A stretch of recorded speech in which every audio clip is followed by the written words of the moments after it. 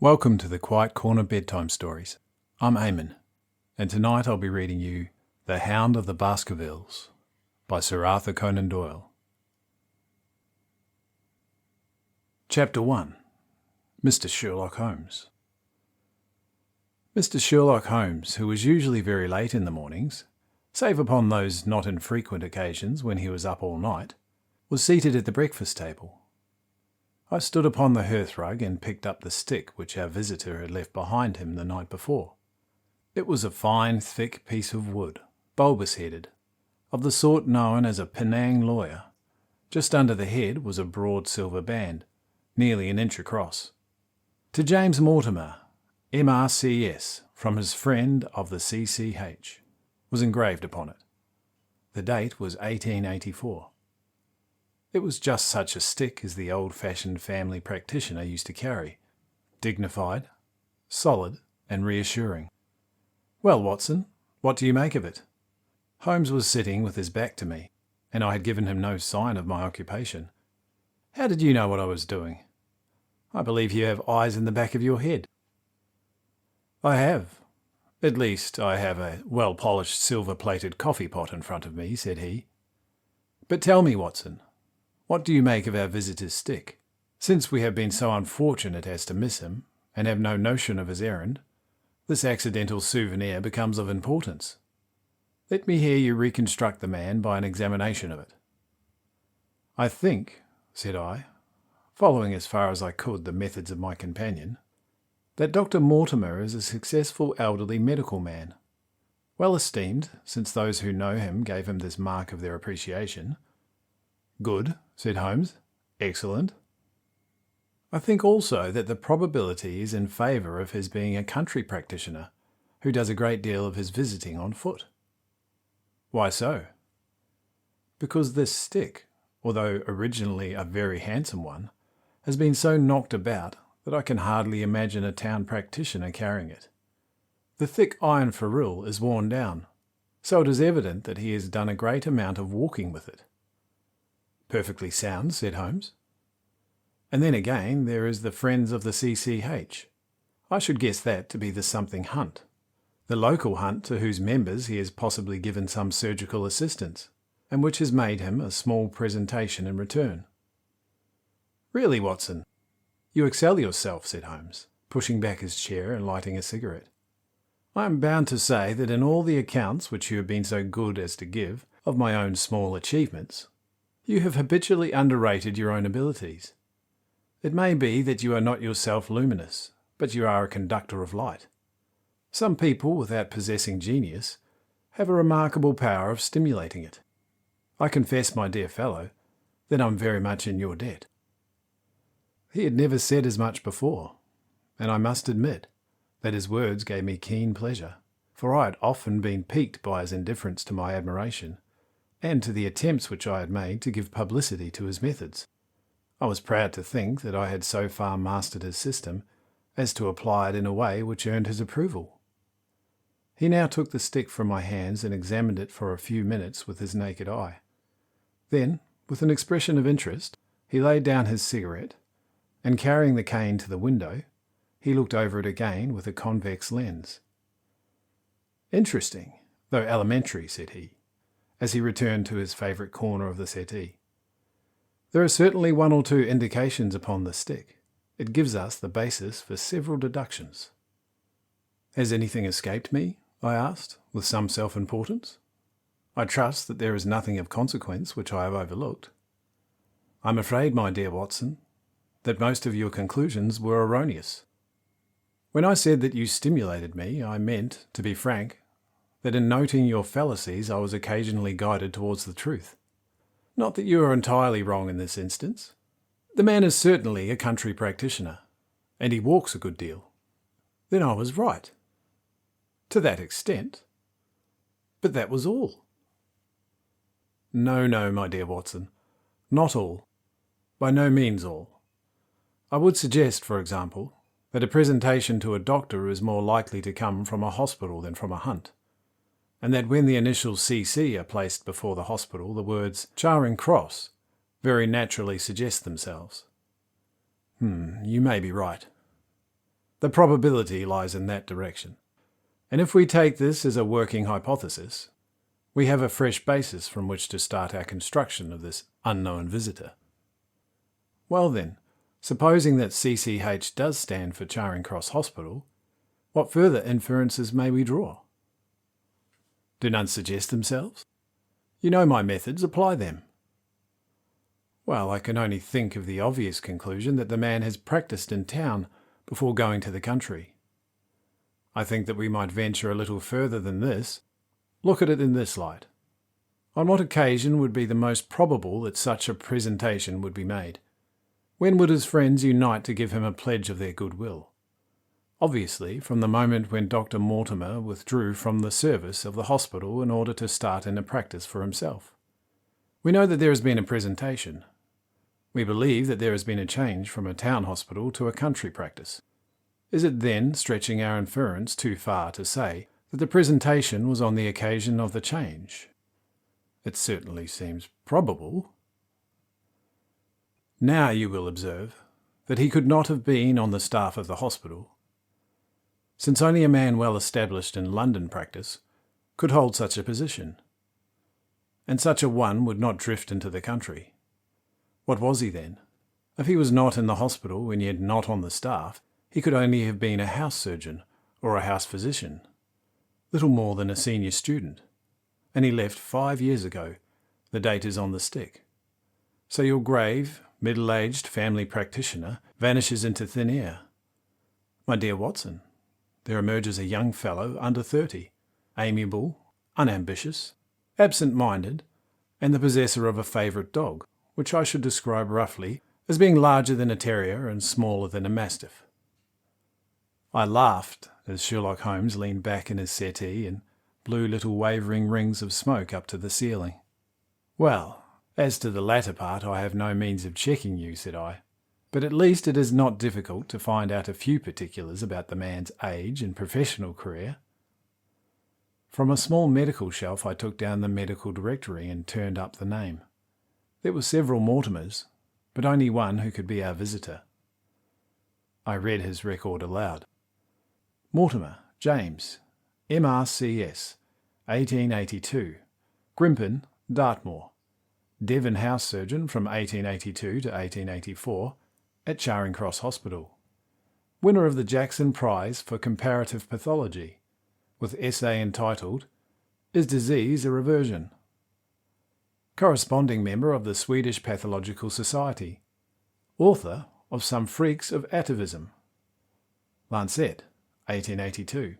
Do We Progress? Journal of Physiology, March 1883. Medical officer for the parishes of Grimpen, Thorsley and High Barrow. No mention of that local hunt, Watson, said Holmes, with a mischievous smile. But a country doctor, as you so astutely observed. I think that I am fairly justified in my inferences.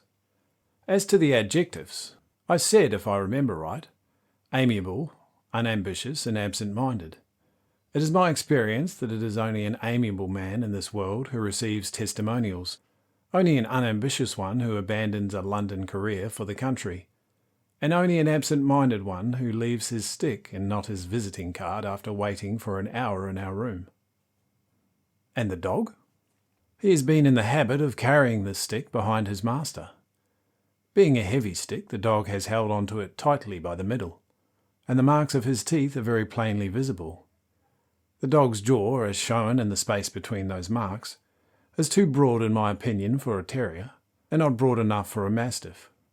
It may have been, yes, by Jove, it is a curly-haired spaniel. He had risen and paced the room as he spoke. Now he halted in the recess of the window. There was such a ring of conviction in his voice that I glanced up in surprise. My dear fellow, how can you possibly be so sure of that? For the very simple reason that I see the dog himself on our very doorstep, and there is the ring of its owner. Don't move, I beg you, Watson.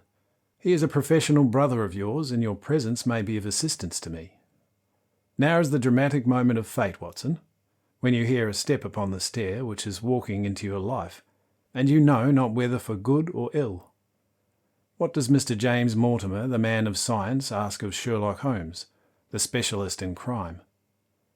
"Come in." The appearance of our visitor was a surprise to me, since I had expected a typical country practitioner. He was a very tall, thin man, with a long nose like a beak, which jutted out between two keen grey eyes, set closely together and sparkling brightly from behind a pair of gold-rimmed glasses. He was clad in a professional but rather slovenly fashion, and his frock coat was dingy and his trousers frayed. Though young, his long back was clearly bowed, and he walked with a forward thrust of his head, and a general air of paring benevolence. As he entered, his eyes fell upon his stick in Holmes's hand, and he ran towards it with an exclamation of joy. "I am so very glad," said he. "I was not sure whether I had left it here or in the shipping office. I would not lose that stick for the world." "A presentation, I see," said Holmes. "Yes, sir. From Charing Cross Hospital. From one or two friends there on the occasion of my marriage." "Dear, dear, that's bad," said Holmes, shaking his head. Dr. Mortimer blinked through his glasses in mild astonishment. "Why is it bad?" "Only that you have disarranged our little deductions. Your marriage, you say?" "Yes, sir. I am married, and so left the hospital, and with it all the hopes of a consulting practice. It was necessary to make a home of my own." "Come, come, we are not so far wrong after all," said Holmes. "And now, Dr. James Mortimer." "Mr., sir. Mr. A humble M.R.C.S. "And a man of precise mind, evidently," said Holmes. "A dabbler in science, Mr. Holmes. A picker-up of shells on the shores of the great unknown ocean. I presume that it is Mr. Sherlock Holmes whom I am addressing, and not—" "No, this is my friend, Dr. Watson." "Glad to meet you, sir. I have heard your name mentioned in connection with that of your friend. You interest me very much, Mr. Holmes. I had hardly expected so dolichocephalic a skull, or such a well-marked supraorbital development. Would you have any objection to my running my finger along your parietal fissure? A cast of your skull, sir, until the original is available, would be an ornament to any anthropological museum. It is not my intention of being fulsome, but I confess that I covet your skull." Sherlock Holmes waved our strange visitor into a chair. "You are an enthusiast in your line of thought, I perceive, sir, as I am in mine," said he. "I observe from your forefinger that you make your own cigarettes. Have no hesitation in lighting one." The man drew out paper and tobacco, and twirled the one up in the other, with a surprising dexterity. He had long, quivering fingers, as agile and restless as the antennae of an insect. Holmes was silent, but his little darting glances showed me the interest with which he took in our curious companion. "I presume, sir," said he at last, "that you have done me the honour to call here last night and again today." "No, sir, no, though I am happy to have had the opportunity of doing that as well. I came to you, Mr. Holmes, because I recognise that I am myself an impractical man, and because I am suddenly confronted with a most serious and extraordinary problem. Recognising as I do that you are the second highest expert in Europe—" "Indeed, sir. May I inquire as to who has the honour of being the first?" asked Holmes, with some asperity. "Well, to the man of a precisely scientific mind, the work of Monsieur Bertillon must always appeal strongly." "Then had you not better consult him?" "I said, sir, to the precisely scientific mind. But as to a practical man of affairs, it is acknowledged that you stand alone. I trust, sir, that I have not inadvertently—" "Just a little," said Holmes. "I think, Dr. Mortimer, you would do wisely if, without more ado, you would kindly tell me plainly what the exact nature of the problem is to which you demand my assistance." Chapter 2. The Curse of the Baskervilles. "I have in my pocket a manuscript," said Dr. James Mortimer. "I observed it as you entered the room," remarked Holmes. "It is an old manuscript. Early 18th century, unless it is a forgery." "How can you say that, sir?" "You have presented an inch or two of it to my examination all the time that you have been talking. It would be a poor expert who could not give the date of a document within a decade or so." You may also possibly have read my little monograph upon the subject.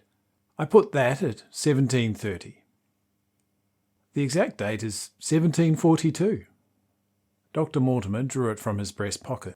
The family paper was committed to my care by Sir Charles Baskerville, whose sudden and tragic death some 3 months ago created so much excitement in Devonshire. I may say that I was his personal friend, as well as his medical attendant. He was a strong-minded man, sir, shrewd, practical, and as unimaginative as I am myself. Yet he took this document very seriously, and his mind was prepared for just such an end as did eventually overtake him. Holmes stretched out his hand for the manuscript, and flattened it upon his knee. You will observe, Watson, the alternative use of the long S and the short. It is one of several indications which enabled me to fix the date. I looked over his shoulder at the yellow paper and the faded script. At the head was written Baskerville Hall, and below, in large scrawling figures, 1742. It appears to be a statement of some sort. Yes, it is a statement of a certain legend which runs in the Baskerville family. I see. But I understand that it is something more modern and practical upon which you wish to consult me. Most modern and most practical. A pressing matter which must be decided within 24 hours. But the manuscript is short and is intimately connected with the affair. With your permission, I will read it to you. Holmes leaned back in his chair and placed his fingertips together, and closed his eyes with an air of resignation. Dr. Mortimer turned the manuscript to the light and read in a high, crackling voice the following curious, old-world narrative. Of the origin of the Hound of the Baskervilles, there have been many statements. Yet, as I come in direct line from Hugo Baskerville, and as I had the story from my father, who also had it from his, I have set it down with all belief that it occurred even as it is here set forth. And I would have you believe, my sons, and that same justice which punishes sin may also most graciously forgive it, that no ban is so heavy but that by prayer and repentance it may be removed. Learn then from this story not to fear the fruits of the past, but rather to be circumspect in the future, and those foul passions whereby our family has suffered so grievously may not yet again be loosened to our undoing. Know then that in the time of the Great Rebellion, the history of which, by the learned Lord Clarendon, I most earnestly commend to your attention, this manor of Baskerville was held by Hugo of that name, nor can it be gainsaid that he was a most wild, profane, and godless man. This in truth his neighbours might have pardoned, seeing that the saints have never flourished in these parts, but there was in him a certain wanton and cruel humour, which made his name a byword throughout the West. It chanced that this Hugo came to love, if indeed so dark a passion may be known under so bright a name, the daughter of a yeoman, who held the lands near the Baskerville estate. But the young maiden, being discreet and of good repute, would ever avoid him, for she feared his evil name.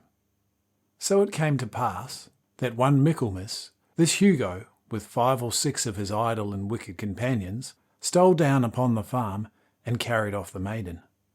Her father and brothers being far from home, he well knew. When they had brought her to the hall, the maiden was placed in the upper chamber, while Hugo and his friends sat down in a long carouse, as was their nightly custom. Now the poor lass upstairs was like to have her wits turned at the singing and the shouting and the terrible oaths which came up to her from below. For they say that the words used by Hugo Baskerville, when he was in his wine, was such as might blast the man who had said them. At last, in the stress of her fear, she did that which might have daunted the bravest or most active man, for by the aid of the growth of ivy which covered and still covers the south wall, she came down from under the eaves, and so homeward across the moor, there being 3 leagues betwixt the hall and her father's farm. It chanced that some little time later, Hugo left his guests to carry the food and drink, with other worse things perchance, to his captive, and so found the cage empty and the bird escaped. Then, as it would seem, he became as one that hath a devil, for rushing down the stairs to the dining hall, he sprang upon the great table, flagons and trenchers flying before him, and he cried aloud before all the company that he would that very night render his body and soul to the powers of evil if he might but overtake the wench. And while the revellers stood aghast at the fury of the man, one more wicked, or, as may be, more drunken than the rest, cried out that they should put the hounds upon her. Whereat that Hugo ran from the house, crying to his grooms that they should saddle his mare and unkennel the pack, and giving the hounds a kerchief of the maids, he swung them into line, and so off full cry and the moonlight over the moor. Now for some space the revellers stood agape, unable to understand all that had been done in such haste. But anon their bemused wits awoke to the nature of the deed which was like to be done upon the moorlands. Everything now was in an uproar, some calling for their pistols, some for their horses, and some for another flask of wine.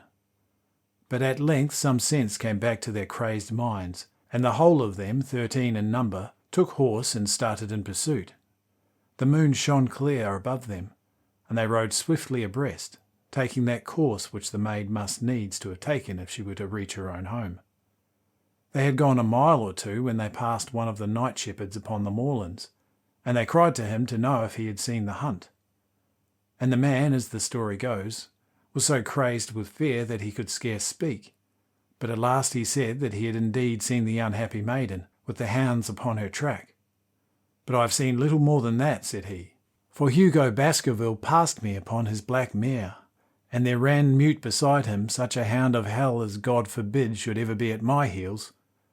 So the drunken squires cursed the shepherd, and rode onwards, but soon their skins turned cold, for there came a galloping across the moor, and a black mare, dappled with white froth, went past them trailing bridle and empty saddle.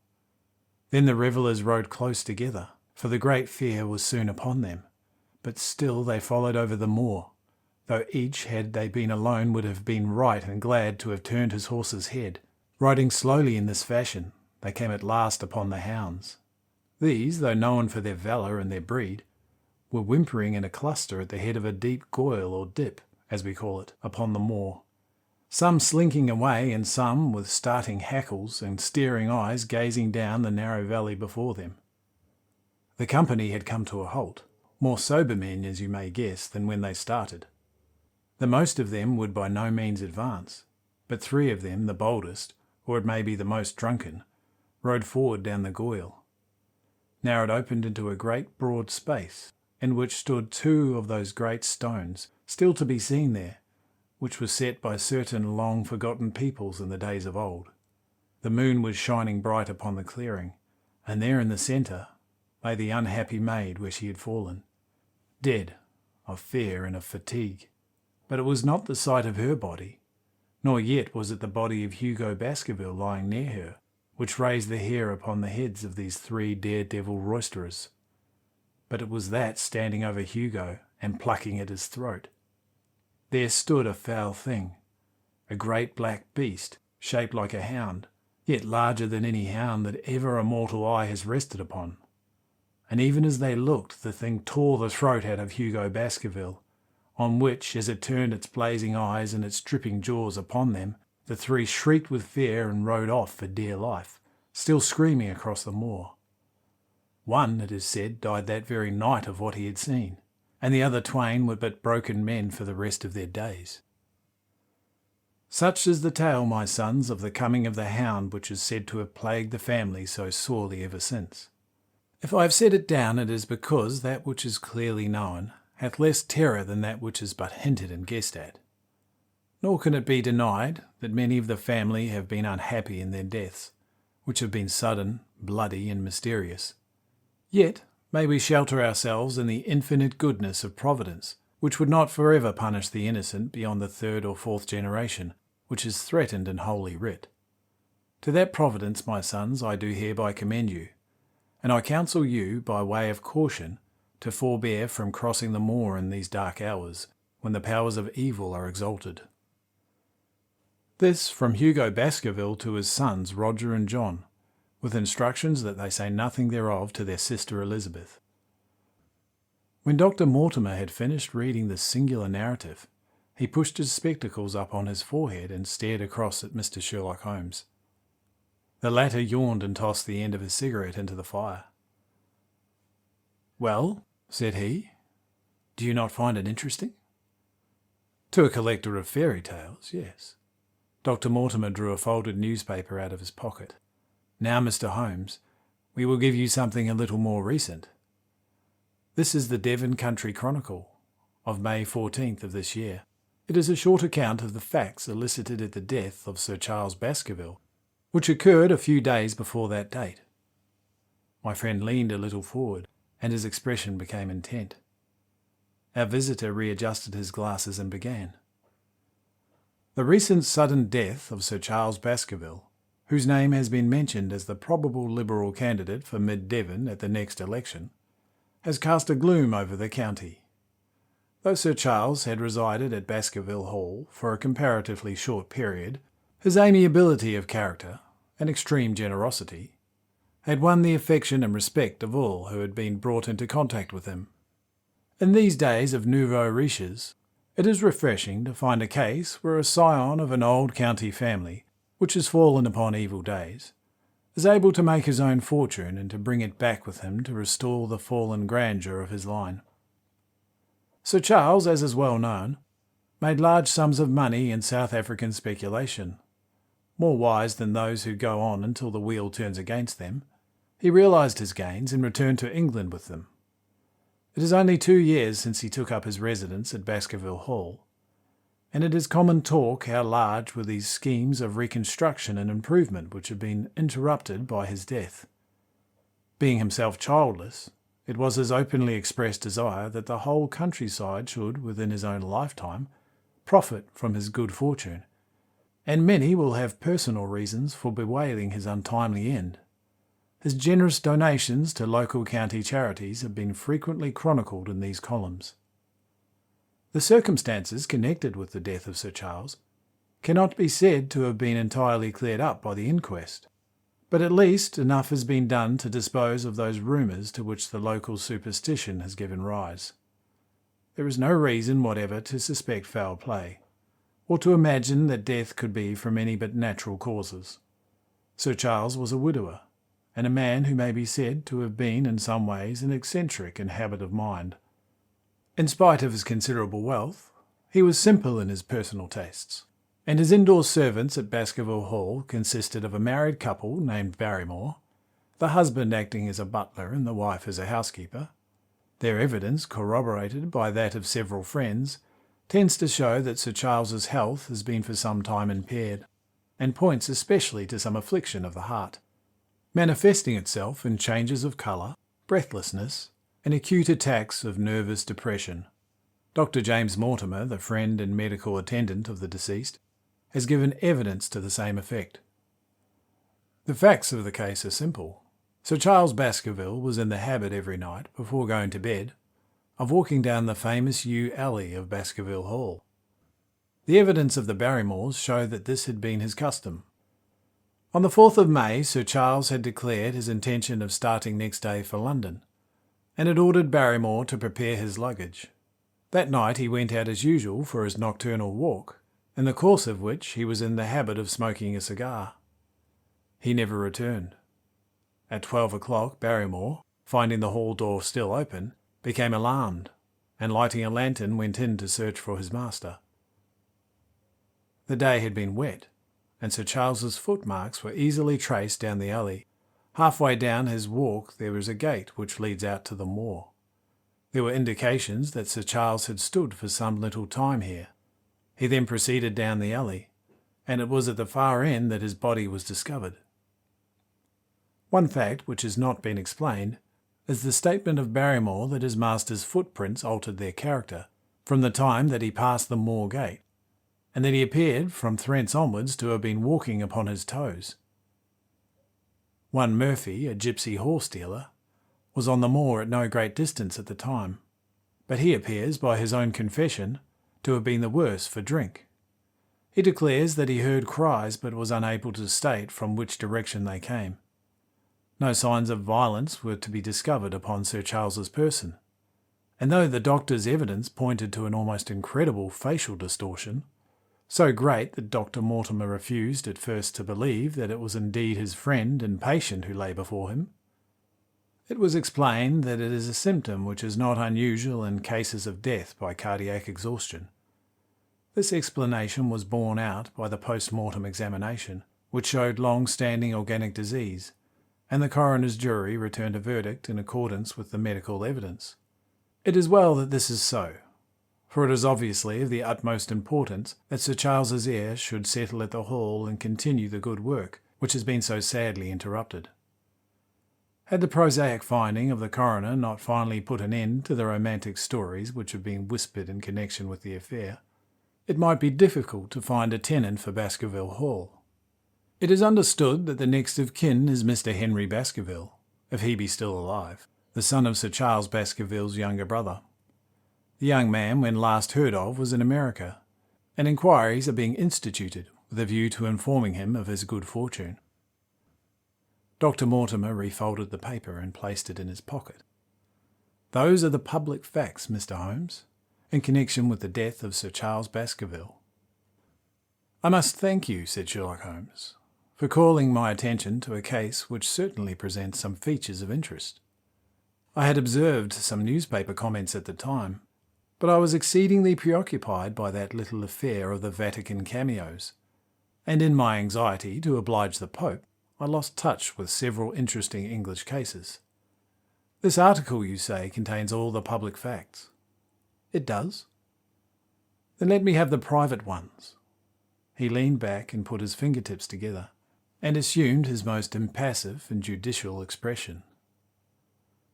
In doing so, said Dr. Mortimer, who had begun to show signs of some strong emotion, I am telling you that which I have not confided to anyone.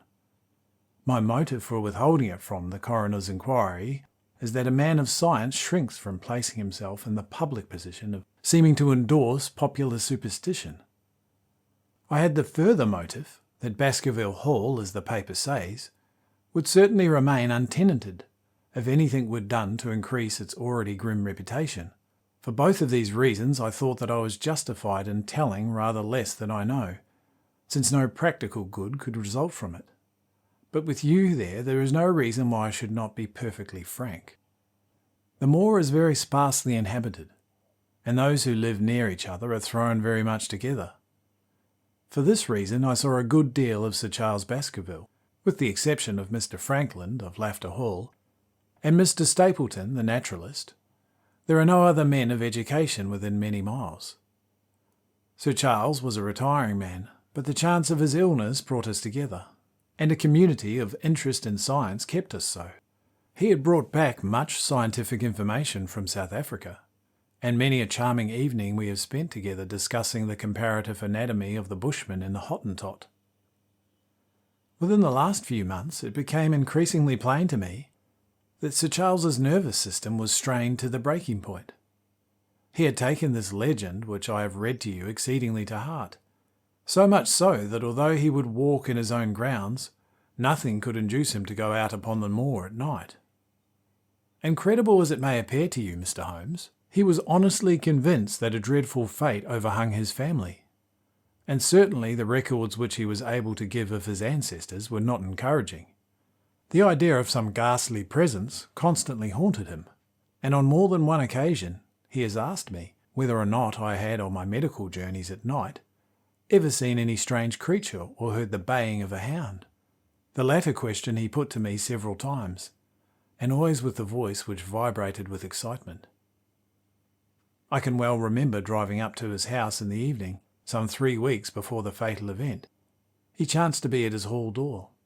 I had descended from my gig and was standing in front of him, when I saw his eyes fix themselves over my shoulder and stare past me with an expression of the most dreadful horror. I whisked around, and there was just enough time to catch the glimpse of something which I took to be a large black calf passing the head of the drive. So excited and alarmed was he that I was compelled to go down to the spot where the animal had been and look around for it. It was gone, however, and the incident appeared to make the worst impression upon his mind. I stayed with him all the evening, and it was on that occasion, to explain the emotion which he had shown, that he confided to my keeping that narrative which I read to you when first I came. I mention this small episode because it assumes some importance in the view of the tragedy which followed, but I was convinced at the time that the matter was entirely trivial, and that his excitement had no justification. It was at my advice that Sir Charles was about to go to London. His heart was, I knew, affected, and the constant anxiety in which he lived, however chimerical the cause might have been, was evidently having a serious effect upon his health. I thought that a few months among the distractions of town would send him back a new man. Mr. Stapleton, a mutual friend, who was much concerned at the state of his health, was of the same opinion. At the last instant came this terrible catastrophe. On the night of Sir Charles's death, Barrymore the butler, who made the discovery, sent Perkins the groom on horseback to get me. And as I was sitting up late, I was able to reach Baskerville Hall within an hour of the event. I checked and corroborated all of the facts which were mentioned at the inquest. I followed the footsteps down the yew alley. I saw the spot at the moor gate where he seemed to have waited. I remarked at the change of shape in the prints after that point. I noted that there were no other footsteps save for those of Barrymore on the soft gravel, and finally I carefully examined the body, which had not been touched until my arrival.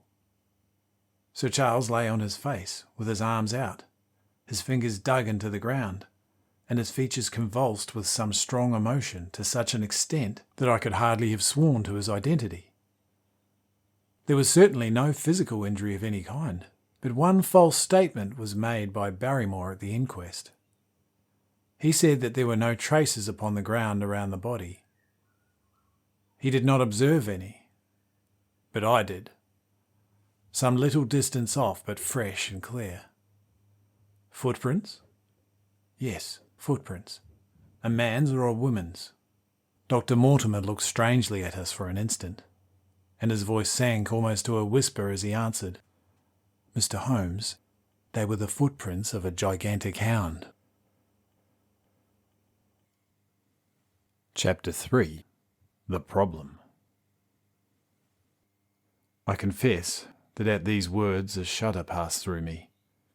There was a thrill in the doctor's voice which showed that he himself was deeply moved by that which he told us. Holmes leaned forward in his excitement, and his eyes had the hard, dry glitter which shot from them when he was keenly interested. "You saw this?" "As clearly as I see you." "And yet you said nothing?" "Well, what was the use?" "How was it that no one else saw it?" "The marks were some 20 yards from the body, and no one gave them a thought. I don't suppose I should have done so had I not known the legend." "Are there many sheepdogs on the moor?" "No doubt, but this was no sheepdog." "You say it was large?" "Enormous." "But it had not approached the body?" "No, not at all." "What sort of night was it?" "It was damp and raw." "But not actually raining?" "No." "What was the alley like?" "Well, there are 2 lines of old yew hedge, 12 feet high and impenetrable. The walk in the centre is about 8 feet across." "Is there anything between the hedges and the walk?" "Yes. There is a strip of grass about 6 feet broad on either side. I understand that the yew hedge is penetrated at one point by a gate." "Yes, the wicket gate which leads on to the moor." "Is there any other opening?" None at all." "So, to reach the yew alley one either has to come down it from the house, or else enter it by the moor gate." "Well, there is an exit through a summer house at the far end." "Had Sir Charles reached this?" "No, he lay about 50 yards from it." "Now tell me, Dr. Mortimer, and this is important. The marks which you saw were on the path and not on the grass." "No, marks could not show on the grass." "Were they on the same side of the path as the moor gate?" "Yes. They were on the edge of the path on the same side as the moor gate." "You interest me exceedingly. Another point, was the wicket gate closed?" "Yes, closed and padlocked." "And how high was it?" "About 4 feet high." Then anyone could have gotten over it. Yes. And what marks did you see by the wicket gate? Well, none in particular. Good heaven! Did no one examine? Yes, I examined it myself. And you found nothing. It was all very confused. Sir Charles had evidently stood there for 5 or 10 minutes. How do you know that? Well, because the ash had twice dropped from his cigar. Excellent. This is a colleague, Watson, after our own heart. But the marks? He had left his own marks all over that small patch of gravel. I could discern no others. Sherlock Holmes struck his hand against his knee with an impatient gesture. If only I had been there, he cried. It is evidently a case of extraordinary interest, and one which presented immense opportunities to the scientific expert. That gravel page upon which I might have read so much has long ere been smudged by the rain and defaced by the clogs of curious peasants. Oh, Dr. Mortimer, to think that you should not have called me in. You have indeed much to answer for. I could not call you in, Mr. Holmes, without disclosing the facts to the world, that is, and I have already given my reasons for not wishing to do so, and besides, why do you hesitate? There is a realm in which the most acute and most experienced of detectives is helpless. Do you mean that the thing is supernatural? I did not positively say so. No, but you evidently think it. Since the tragedy, Mr. Holmes, there have come to my ears several incidents which are hard to reconcile with the settled order of nature. For example, I find that before the terrible event occurred, several people had seen a creature upon the moor, which corresponds to this Baskerville demon, and which could not possibly be any animal known to science. They all agreed that it was a huge creature, luminous, and ghastly and spectral. I have cross-examined these men, one of them a hard-headed countryman, one a farrier, and one a moorland farmer, who all tell the same story of this dreadful apparition, exactly corresponding to the hellhound of the legend. I assure you that it is a reign of terror in the district, and that it is a hardy man who will cross the moor at night. I see. And you, a trained man of science, believe it to be supernatural. I do not know what to believe. Holmes shrugged his shoulders. I have so far confined my investigations to this world, said he. In a modest way I have combated evil, but to take on the father of evil himself would perhaps be too ambitious a task. Yet you must admit that the footmark is material. Well, the original hound was material enough to tug a man's throat out, and yet he was diabolical as well. I see that you have quite gone over to the supernaturalists. But now, Dr. Mortimer, tell me this. If you hold these views, why have you come to consult me at all? You tell me in the same breath that it is useless to investigate Sir Charles's death, and that you desire me to do it. I did not say that I desired you to do it. Then how can I assist you? By advising me as to what I should do with Sir Henry Baskerville, who arrives at Waterloo Station. Dr. Mortimer looked at his watch. In exactly 1 hour and a quarter. He being the heir? Yes. On the death of Sir Charles we inquired for this young gentleman, and we found that he had been farming in Canada. From the accounts which have reached us, he is an excellent fellow, in every way. I speak now not as a medical man, but as a trustee and executor of Sir Charles's will. There is no other claimant, I presume? None. The only other kinsman whom we have been able to trace was Roger Baskerville, the youngest of 3 brothers, to whom poor Sir Charles was the elder. The second brother, who died young, is the father of this lad Henry. The third, Roger, was the black sheep of the family. He came of the old masterful Baskerville strain, and was the very image, they tell me, of the family picture of old Hugo. He made England too hot to hold him, and fled to Central America and died there in 1876 of yellow fever. Henry is the last of the Baskervilles, In 1 hour and 5 minutes I meet him at Waterloo Station. I have had a wire that he arrived at Southampton this morning. Now, Mr. Holmes, what would you advise me to do with him?" "Well, why should he not go to the home of his fathers?" "Well, yes, it seems natural, does it not? And yet consider that every Baskerville who goes there meets with an evil fate. I feel sure that if Sir Charles could have spoken with me before his death, he would have warned me against bringing this, the last of the old race, and the heir to the great wealth, to that deadly place. And yet it cannot be denied that the prosperity of the whole poor bleak countryside depends on his presence. All the good work which has been done by Sir Charles will crash to the ground if there is no tenant in the hall. I fear lest I should be swayed too much by my own obvious interest in the matter, and that is why I bring the case before you, and ask for your advice." Holmes considered for a little time. "Put into plain words, the matter is this," said he. "In your opinion there is a diabolical agency, which makes Dartmoor an unsafe abode for a Baskerville. Is that your opinion?" "Well, at least I might go the length of saying that there is some evidence that this may be so." "Exactly. But surely, if your supernatural theory be correct, it could work the young man evil in London as easily as in Devonshire.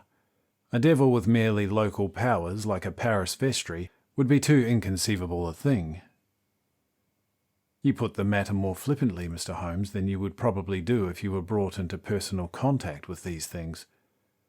Your advice, then, as I understand it, is that the young man will be as safe in Devonshire as in London. He comes in 50 minutes. What would you recommend?" "I recommend, sir, that you take a cab and call off your spaniel, who is scratching at my front door, and proceed to Waterloo to meet Sir Henry Baskerville." "And then?" "And then you will say nothing at all to him until I have made up my mind about the matter." "I see. And how long will it take you to make up your mind?" 24 hours. At 10 o'clock tomorrow, Dr. Mortimer. I will be much obliged to you if you will call upon me here, and it will be of help to me in my plans for the future, if you will bring Sir Henry Baskerville with you." "I will do so, Mr. Holmes." He scribbled the appointment on his shirt cuff and hurried off in his strange, peering, absent-minded fashion. Holmes stopped him at the head of the stair. "Only one more question, Dr. Mortimer. You say that before Sir Charles Baskerville's death, several people saw this apparition upon the moor." "3 people did." "And did any see it after?" "I have not heard of any." "I see. Thank you, and good morning." Holmes returned to his seat with a quiet look of satisfaction, which meant that he had a congenial task before him. "Going out, Watson?" "Well, unless I can help you." "No, my dear fellow. It is in the hour of action that I turn to you for aid. But this is splendid. Really unique from some points of view. When you pass Bradley's, would you ask him to send up a pound of the strongest shag tobacco?" "Thank you. It would be as well if you could make it convenient not to return before evening. Then I should be very glad to compare impressions as to this most interesting problem which has been submitted to us this morning." I knew that seclusion and solitude were very necessary for my friend in those hours of intense mental concentration during which he weighed every particle of evidence. He would use them to construct alternative theories, balanced one against the other, and make up his mind as to which points were essential and which were immaterial. I therefore spent the day at my club, and did not return to Baker Street until evening. It was nearly 9 o'clock when I found myself in the sitting-room once more. My first impression as I opened the door was that the fire had broken out, for the room was so filled with smoke that the light of the lamp upon the table was blurred by it. As I entered, however, my fears were set to rest, for it was the acrid fumes of the strong, coarse tobacco which took me by the throat and set me coughing. Through the haze I had a vague vision of Holmes in his dressing-gown, coiled up in an armchair with his black clay pipe between his lips. Several rolls of paper lay around him. "Caught a cold, Watson?" asked he. "No, it's this poisonous atmosphere." I suppose it is pretty thick, now that you mention it. Thick? It's intolerable. Open up the window, then. You have been at your club all day, I perceive. My dear Holmes. Am I right? Certainly, but how? He laughed at my bewildered expression. There is a delightful freshness about you, Watson, which makes it a pleasure to exercise any small powers which I possess at your expense. A gentleman goes forth on a showery and miry day, and he returns immaculate in the evening with the gloss still on his hat and his boots. He has been a fixture, therefore, all day. He is not a man with intimate friends. Where, then, could he have been? Is it not obvious? Well, it is rather obvious, I suppose. The world is full of obvious things which nobody by any chance ever observes. Where do you suppose that I have been? I would guess a fixture also. On the contrary, I have been to Devonshire. In spirit, you mean? Exactly. My body has remained in this armchair, and has, I regret to observe, consumed in my absence 2 large pots of coffee and an incredible amount of tobacco. After you left, I sent down to Stamford's for the ordnance map of this portion of the moor, and my spirit has hovered over it all day. I flatter myself that I could find my way about. A large-scale map, I presume? Very large. He unrolled one section and held it to his knee. Here you have a particular district which concerns us. That is the Baskerville Hall in the middle. With a wood all around it. Exactly. I fancy that Yew Alley, though not marked under that name, must stretch along this line with the moor, as you perceive, upon the right of it. This small clump of buildings here is the hamlet of Grimpen, where our friend Dr. Mortimer has his headquarters. Within a radius of 5 miles here, as you see, only a very few scattered dwellings. Here is the Laughter Hall, which is mentioned in the narrative. There is a house indicated here which may be the residence of the naturalist. Stapleton, if I remember right, was his name. Here are 2 moorland farmhouses, High Tor and Foulmire. Then 14 miles away the great convict prison of Princetown. Between and around these scattered points extends the desolate, lifeless moor. This, then, is the stage upon which the tragedy has been played, and upon which we may help to play it again. It must be a wild place. Yes, the setting is a worthy one. If the devil did desire to have a hand in the affairs of men, then you are yourself inclining towards a supernatural explanation. Well, the devil's agents may be flesh and blood, may they not? There are 2 questions waiting for us at the outset. The one is whether any crime has been committed at all. The second is what is the crime, and how was it committed? Of course, if Dr. Mortimer's surmise should be correct, and we are dealing with forces outside the ordinary laws of nature, there is an end of our investigation. But if we are bound to exhaust all other hypotheses before falling back upon this one, I think that we'll shut that window again, if you don't mind. It is a singular thing, but I find that a concentrated atmosphere helps a concentration of thought.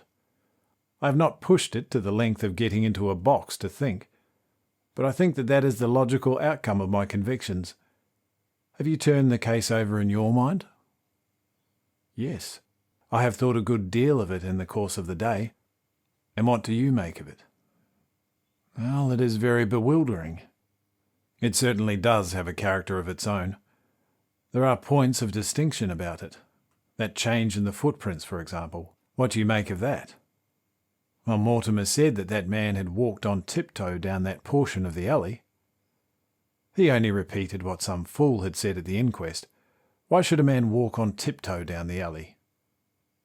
Well, what then? He was running, Watson. Running desperately, running for his life, running until he burst his heart and fell dead upon his face. Running from what? There lies our problem. There are indications that the man was crazed with fear before he even began to run. But how can you say that? I am presuming that the cause of his fears came to him across the moor. If that was so, and it seems most probable, Only a man who had lost his wits would have run away from the house instead of towards it. If the gypsy's evidence may be taken as true, he ran with cries for help in the direction where help was least likely to be. Then again, whom was he waiting for that night? And why was he waiting for him at the yew alley rather than at his own house? You think that he was waiting for someone? Yes, the man was elderly and infirm. We can understand his taking an evening stroll, but the ground was damp and the night was inclement.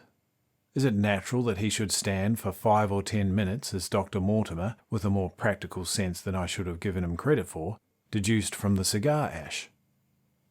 But he went out every evening. I think it is unlikely that he waited at the moor gate every evening. On the contrary, the evidence is that he avoided the moor. That night he waited there. It was the night before he made his departure for London. The thing takes shape, Watson. It becomes coherent. Might I ask you to hand me my violin, and we will postpone all further thought upon this business until we have had the advantage of meeting Dr. Mortimer and Sir Henry Baskerville in the morning. Chapter 4. Sir Henry Baskerville. Our breakfast table was cleared early, and Holmes waited in his dressing gown for the promised interview. Our clients were punctual to their appointment, for the clock had just struck 10 when Dr. Mortimer was shown up, followed by the young baronet.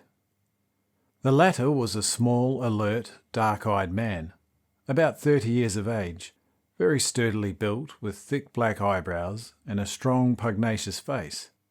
He wore a ruddy-tinted tweed suit, and had the weather-beaten appearance of one who has spent most of his time in the open air. And yet there was something in his steady eye and the quiet assurance of his bearing which indicated the gentleman.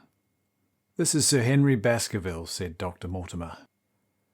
"Why, yes," said he, "and the strange thing is, Mr. Sherlock Holmes, that if my friend here had not proposed coming around to see you this morning, I should have come on my own account.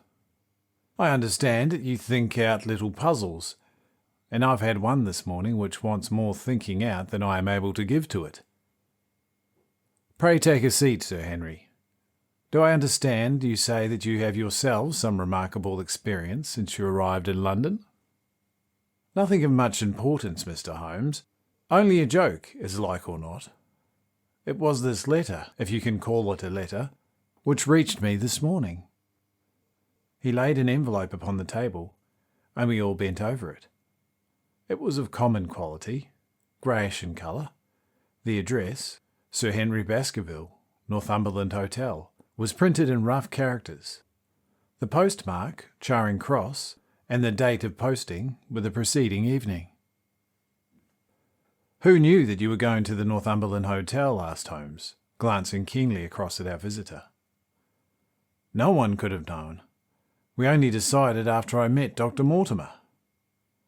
"But Dr. Mortimer was no doubt already stopping there." "No. I'd been staying with a friend," said the doctor. "There was no possible indication that we intended to go to this hotel." Someone seems very deeply interested in your movements." Out of the envelope he took a half-sheet of foolscap paper, folded into 4, and this he opened and spread across the flat of the table. Across the middle of it, a single sentence had been formed by the expedient of pasting printed words upon it. It ran, "As you value your life, or your reason, keep away from the moor." The word moor only was printed in ink. "Now," said Sir Henry Baskerville, "perhaps you will tell me, Mr. Holmes, what the thunder is the meaning of that, and who is it that takes so much interest in my affairs?" "What do you make of it, Dr. Mortimer? You must allow that there is nothing supernatural about this, at any rate." "No, sir, but it might well come from someone who is convinced that the business is supernatural." "What business?" asked Sir Henry sharply. "It seems to me that all you gentlemen know a great deal more than I do about my own affairs." "You shall share our knowledge before you leave this room, Sir Henry. I promise you that," said Sherlock Holmes. "We will confine ourselves, for the present, with your permission, to this very interesting document, which must have been put together and posted yesterday evening. Have you yesterday's Times, Watson?" It is here in the corner. Might I trouble you for it? The inside page, please, with the leading articles." He glanced swiftly over it, running his eyes up and down the columns. "Capital article this on free trade. Permit me to give you an extract from it. You may be cajoled into imagining that your own special trade or your own industry will be encouraged by a protective tariff. But it stands to reason that such legislation must in the long run keep away wealth from the country, diminish the value of our imports, and lower the general conditions of life on this island." "What do you think of that, Watson?" cried Holmes, in high glee, rubbing his hands together with satisfaction. "Don't you think it's an admirable sentiment?"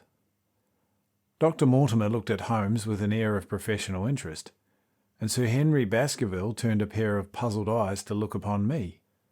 "I don't know much about the tariff and things of that kind," said he, "but it seems to me it's got a bit off trail so far as that note is concerned." "On the contrary, I think we are particularly hot upon the trail, Sir Henry.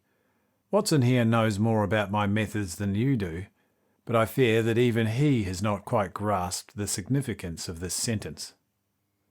"No, I confess that I see no connection."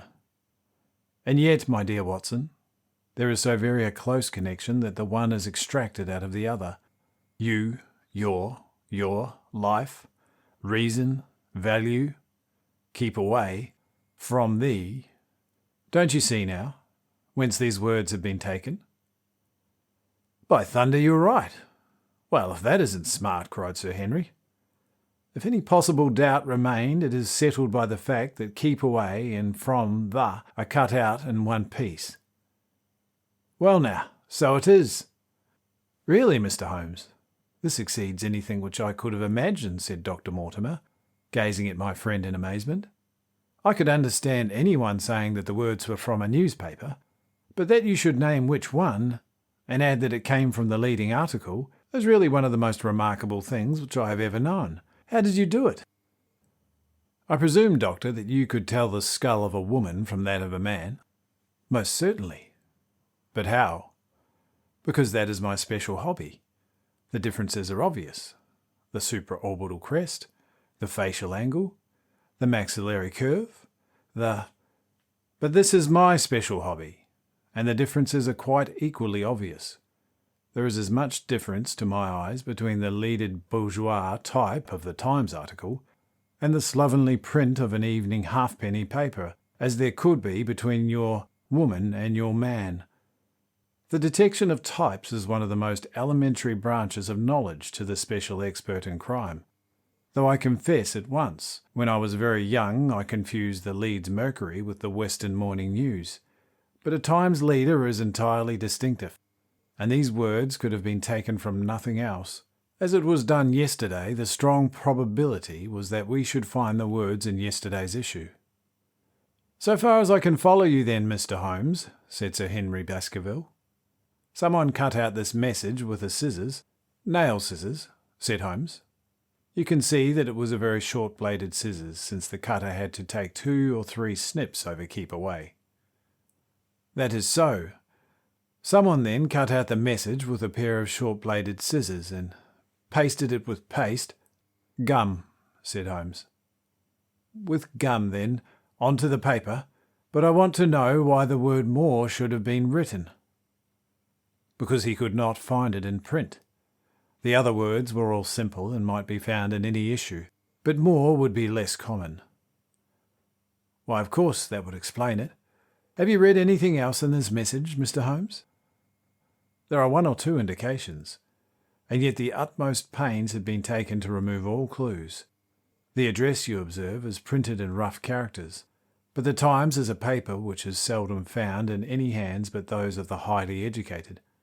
We may take it, therefore, that the letter was composed by an educated man who wished to pose as an uneducated one, and his efforts to conceal his own writing suggest that his writing might be known, or come to be known by you.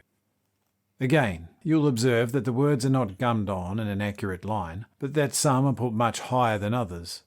Life, for example, is quite out of its proper place. That may point to a carelessness, or it may point to an agitation and hurry upon the part of the cutter. On the whole, I incline to the latter view, since the matter was evidently important, and it is unlikely that the composer of such a letter would be careless. If he were in a hurry, it opens up the interesting question, why should he be in a hurry? Since any letter posted up to early morning would reach Sir Henry before he could leave his hotel, did the composer fear an interruption? And from whom? "We are coming now rather into the region of guesswork," said Dr. Mortimer. "Say rather into the region where we balance the probabilities and choose the most likely. It is the scientific use of the imagination. But we have always some material basis on which to start our speculations. Now you would call it a guess, no doubt, but I am almost certain that this address has been written in a hotel." "How in the world can you say that?" "If you examine it carefully, you will see that both the pen and the ink have given the writer trouble.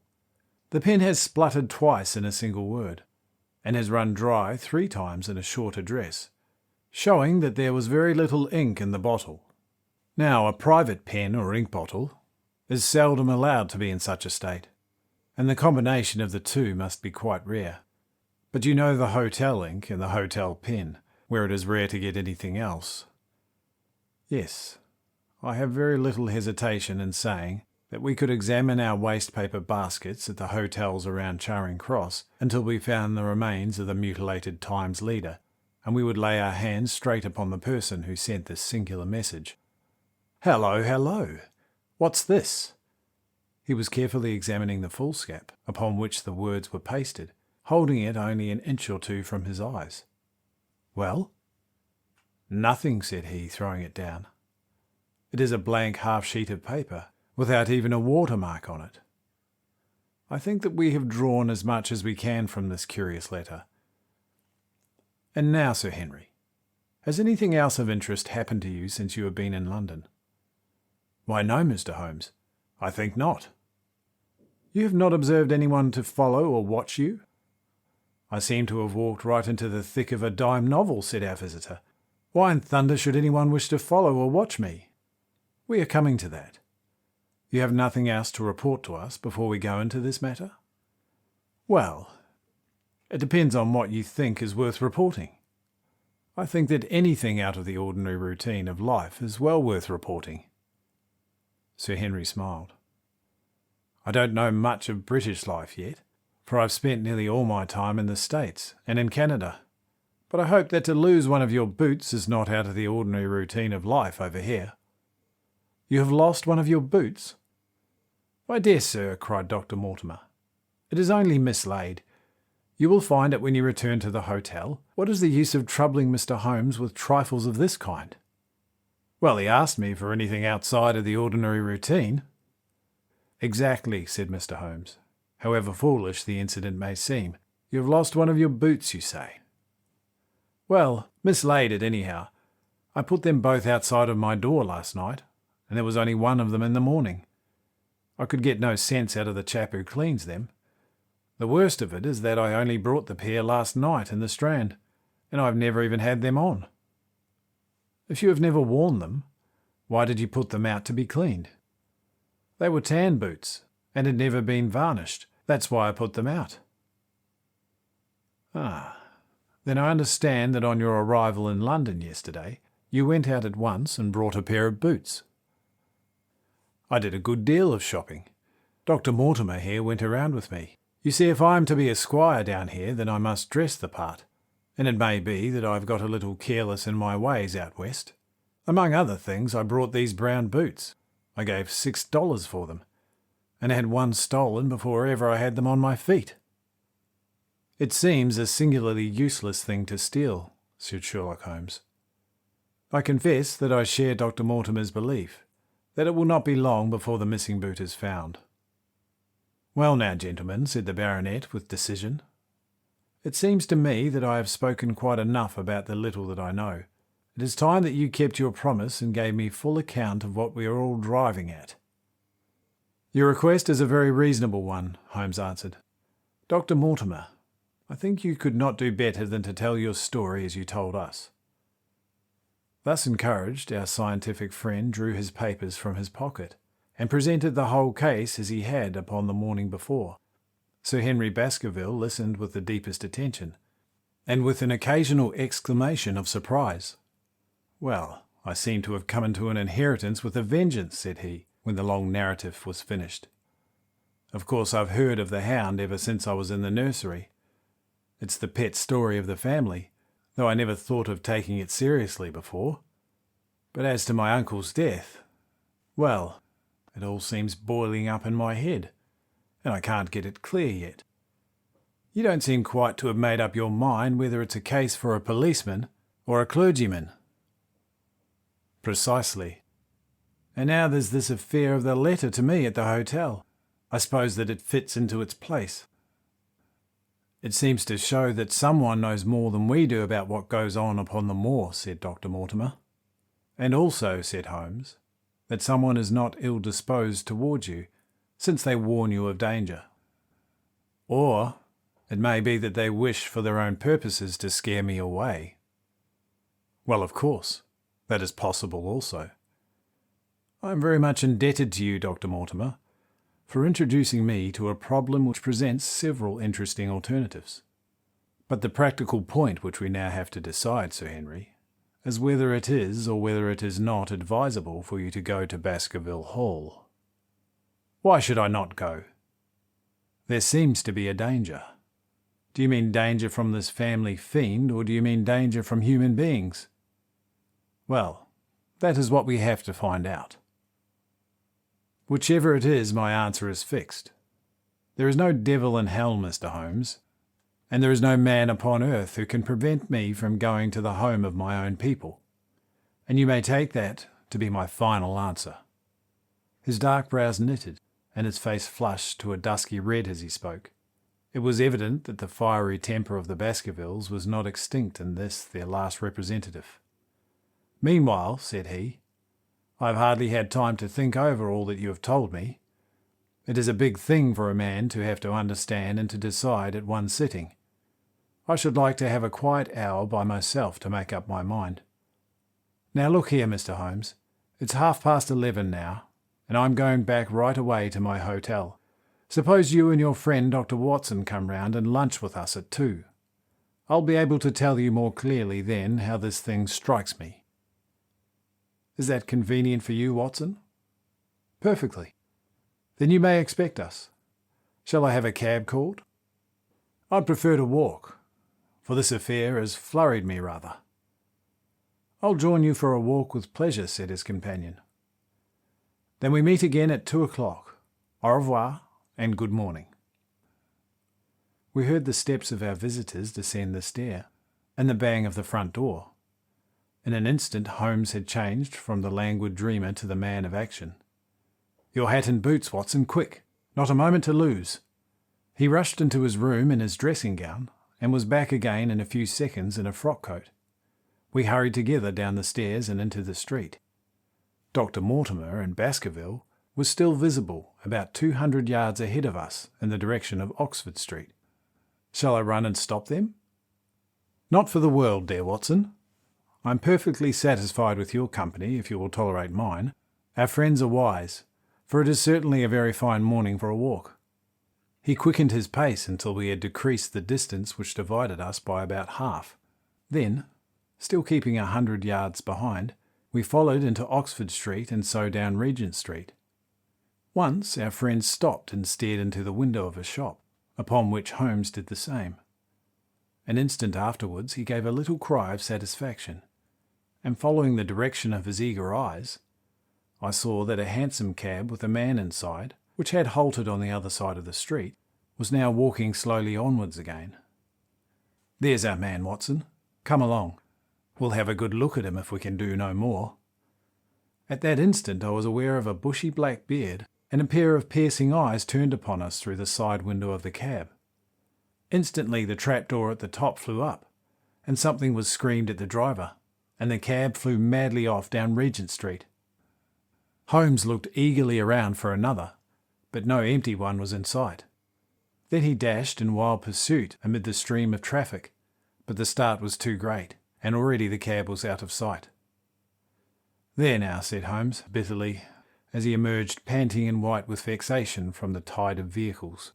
Was ever such bad luck and bad management too, Watson? Watson, if you're an honest man, you will record this also and set it against my successes. Who was the man? I have no idea. A spy? Well, it was evident from what we have heard that Baskerville has been very closely shadowed by someone since he has been in town. How else could it be known so quickly that it was the Northumberland Hotel which he had chosen? If they had followed him the first day, I argued that they would follow him also on the second. You may have also observed that twice I strolled over to the window while Dr. Mortimer was reading his legend. Yes, I remember. I was looking out for loiterers in the street, but I saw none. We are dealing with a clever man, Watson. This matter cuts very deep, and though I have not finally made up my mind whether it is a benevolent or a malevolent agency which is at touch with us, I am conscious always of power and design. When our friends left, I at once followed them in the hopes of marking down their invisible attendant. So wily was he that he had not trusted himself upon foot, but had availed himself of a cab, so that he could loiter behind or dash past them and so escape their notice. His method had the additional advantage that if they were to take a cab, he was all ready to follow them. It has, however, one obvious disadvantage. It puts him in the power of the cabman, said I. Exactly. What a pity we did not get the number. My dear Watson, clumsy as I have been, you surely do not seriously imagine that I neglected to get the number. 2704 is our man, but that is no use to us at the moment. I fail to see how you could have done more. On observing the cab, I should have instantly turned and walked in the other direction. I should then at my leisure have hired a second cab, and followed the first at a respectable distance, or better still, have driven to the Northumberland Hotel and waited there. When our unknown had followed Baskerville home, we should have had the opportunity of playing his own game upon himself, and seeing where he made for. As it is, by an indiscreet eagerness, which was taken advantage of with extraordinary quickness and energy by our opponent, we betrayed ourselves and lost our man. We had been sauntering slowly down Regent Street during this conversation, and Dr. Mortimer, with his companion, had long vanished in front of us. There is no object in our following them, said Holmes. The shadow has departed and will not return. We must see what further cards we have in our hands, and play them with decision. Could you swear to that man's face within the cab? I could swear only to the beard. And so could I, from which I gather that in all probability it was a false one. A clever man on so delicate an errand has no use for a beard, save to conceal his features. Come in here, Watson. He turned into one of the district messenger offices, where he was warmly greeted by the manager. Ah, Wilson, I see that you have forgotten the little case in which I had the good fortune to help you. No, indeed, sir, I have not. You saved my good name and perhaps my life. My dear fellow, you exaggerate. I have some recollection, Wilson, that you had among your boys a lad named Cartwright, who showed some ability during the investigation. Yes, sir. He is still with us. Could you ring him up? Thank you. And I should be glad to have change of this £5 note. A lad of 14, with a bright keen face, had obeyed the summons of the manager. He stood now gazing with great reverence at the famous detective. Let me have that hotel directory, said Holmes. Thank you. Now, Cartwright, there are the names of 23 hotels here, all in the immediate neighbourhood of Charing Cross. Do you see? Yes, sir. You will visit each of these in turn. Yes, sir. And you will begin in each case by giving the outside porter 1 shilling. Here are the 23 shillings. Yes, sir. You will tell him that you want to see the waste paper of yesterday. You will say that an important telegram has miscarried, and that you are looking for it. Do you understand? Yes, sir. But what you are really looking for is the centre page of the Times, with some holes cut in it with scissors. Here is the copy of the Times. It is this page. You could easily recognise it, could you not? Yes, sir. In each case, the outside porter will send for the hall porter, whom you will also give a shilling. Here are the 23 shillings. You will then learn in possibly 20 cases out of the 23 that the waste of the day before has been burned or removed. In the 3 other cases, you will be shown a heap of paper, and you will look for this page from the Times among it. The odds are enormously against you finding it. There are 10 shillings over in case of emergencies. Let me have a report by wire at Baker Street before evening. And now, Watson, it only remains for us to find out by wire the identity of cabman number 2704, and then we shall drop into one of the Bond Street picture galleries and fill in the time until we are due at the hotel. Chapter 5. 3 Broken Threads. Sherlock Holmes had, in a very remarkable degree, the power of detaching his mind at will. For 2 hours the strange business in which we had been involved appeared to be forgotten, and he was entirely absorbed in the pictures of the modern Belgian masters, and he would talk of nothing but art, of which he had the crudest ideas, from our leaving the gallery until we found ourselves at the Northumberland Hotel. "Sir Henry Baskerville is upstairs expecting you," said the clerk. "He asked me to show you up at once when you came." "Have you any objection to my looking at your register?" said Holmes. "Not in the least." The book showed that 2 names had been added after that of Baskerville. One was Theophilus Johnson and family, of Newcastle; the other, Mrs. Oldmore and maid, of High Lodge, Alton. "Surely that must be the same Johnson whom I used to know," said Holmes to the porter. "A lawyer, is he not? Grey-headed and walks with a limp." "No, sir. This is Mr. Johnson, the coal owner, a very active gentleman, and not older than yourself." "Surely you are mistaken about his trade?" "No, sir. He has used this hotel for many years, and he is very well known to us." "Ah, that settles it. Mrs. Oldmore too. I seem to remember the name. Excuse my curiosity, but often in calling upon one friend one finds another." "She is an invalid lady, sir. Her husband was once Mayor of Gloucester. She always comes to us when she's in town." "Thank you. I'm afraid I cannot claim her acquaintance. We have established a most important fact by these questions, Watson," he continued in a low voice, as we went upstairs together. "We know now that the people who are so interested in our friend have not settled down in his own hotel. That means that while they are, as we have seen, very anxious to watch him, they are equally anxious that he should not see them. Now this is a most suggestive fact." "What does it suggest?" "It suggests— Hello!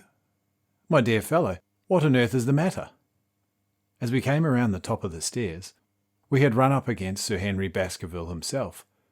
His face was flushed with anger, and he held an old and dusty boot in one of his hands. So furious was he that he was hardly articulate, and when he did speak, it was in much broader and more western dialect than any which we had heard from him in the morning. "Seems to me they're playing me for a sucker in this hotel," he cried. "They'll find they've started to monkey with the wrong man unless they're careful. By thunder, if that chap can't find my missing boot, there will be trouble.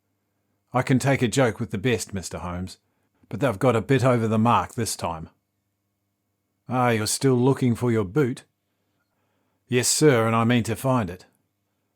"But surely you said that it was a new brown boot?" "So it was, sir, and now it's an old black one." "What? You don't mean to say—" "That's just what I do mean to say. I only had 3 pairs in the world. The new brown, the old black, and the patent leathers, which I am wearing. Last night they took one of my brown ones, and today they've sneaked one of the black." "Well, have you got it? Speak out, man, and don't stand there staring."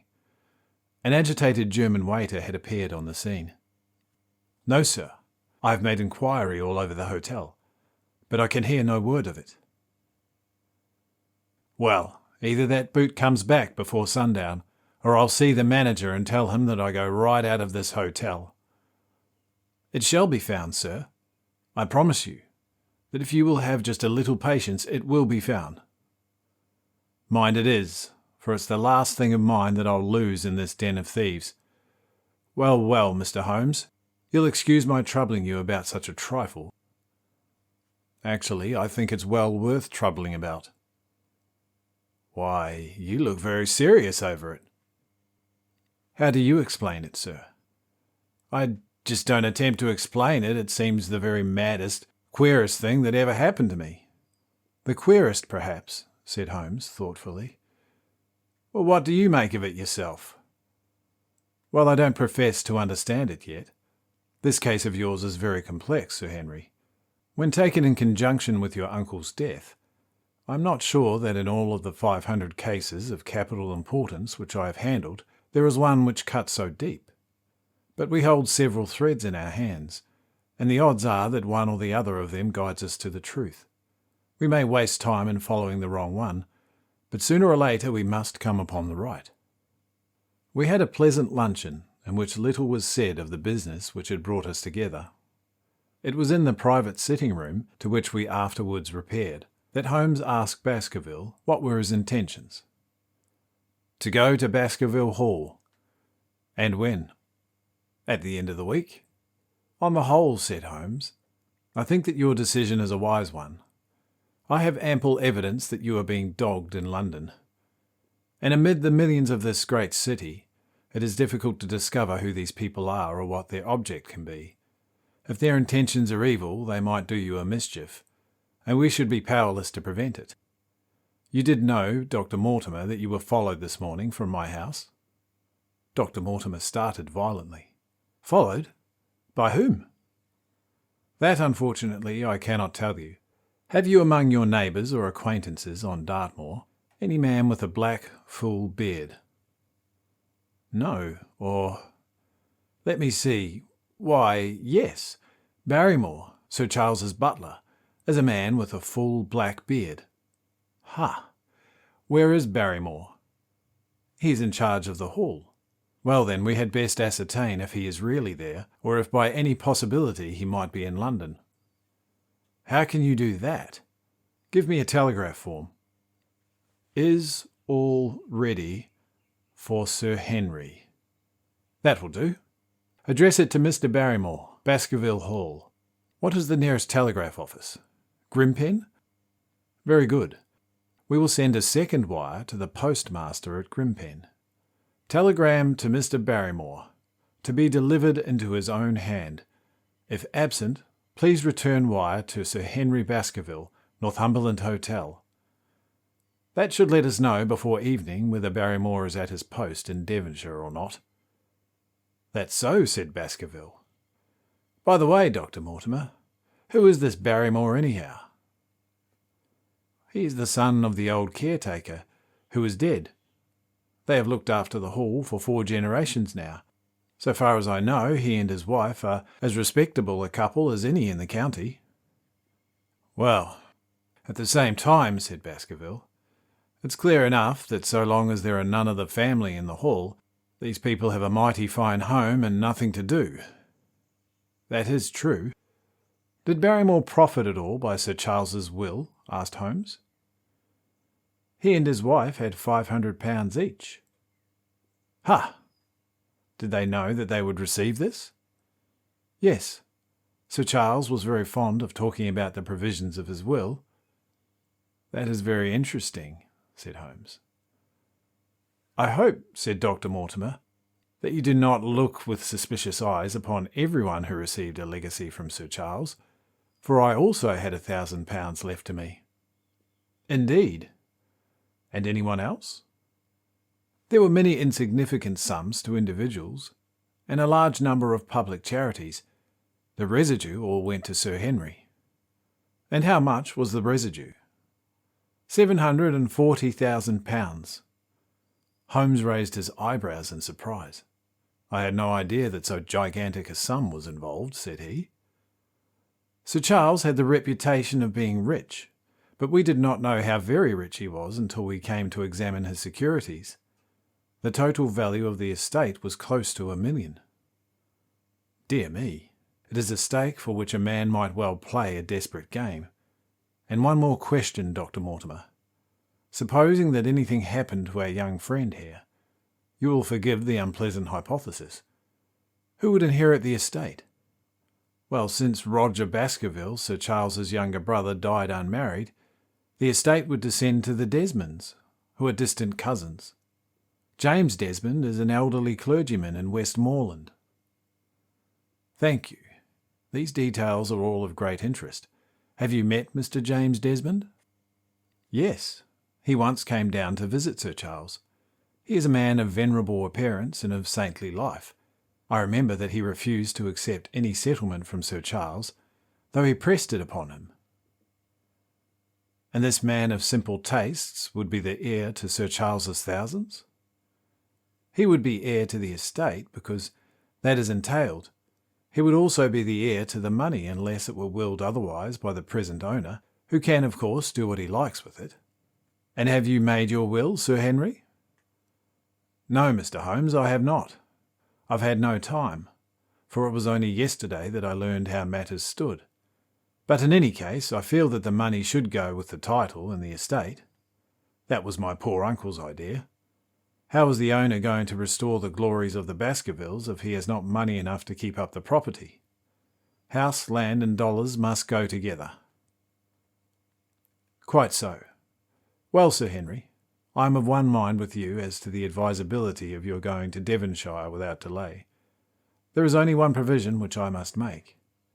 You certainly must not go alone. Dr. Mortimer returns with me. But Dr. Mortimer has his practice to attend to, and his house is miles away from yours. With all of the good will in the world, he may be unable to help you. No, Sir Henry, you must take with you someone, a trusty man, who will always be by your side. Is it possible that you could come yourself, Mr. Holmes?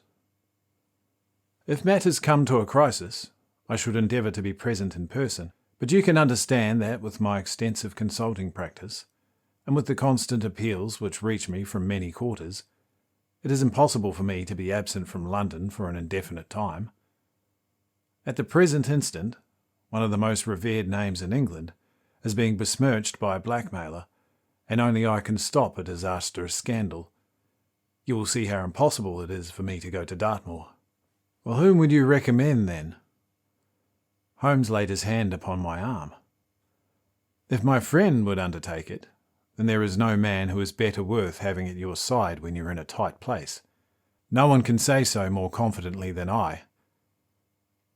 The proposition took me completely by surprise, but before I had time to answer, Baskerville seized me by the hand and wrung it heartily. "Well now, that is real kind of you, Dr. Watson," said he. "You see how it is with me, and you know just as much about the matter as I do. If you will come down to Baskerville Hall and see me through, I'll never forget it." The promise of adventure had always had a fascination for me, and I was complimented by the words of Holmes and by the eagerness in which the baronet hailed me as a companion. "I will come with pleasure," said I. "I do not know how I could employ my time better." "And you will report very carefully to me," said Holmes. "When a crisis comes, as it will do, I will direct you how I shall act. I suppose that by Saturday all might be ready." "Will that suit you, Dr. Watson?" "Perfectly." "Right. Then on Saturday, unless you hear to the contrary, we will meet at the 10:30 train from Paddington." We had risen to depart when Baskerville gave a cry of triumph, and diving into one of the corners of the room, he drew a brown boot from under a cabinet. "My missing boot!" he cried. "May all our difficulties vanish as easily," said Sherlock Holmes. "But it's a very singular thing," said Dr. Mortimer. "I searched this room carefully before lunch." "And so did I," said Baskerville. "Every inch of it. There was certainly no boot in it then." "Well, in that case, the waiter must have placed it here while we were lunching."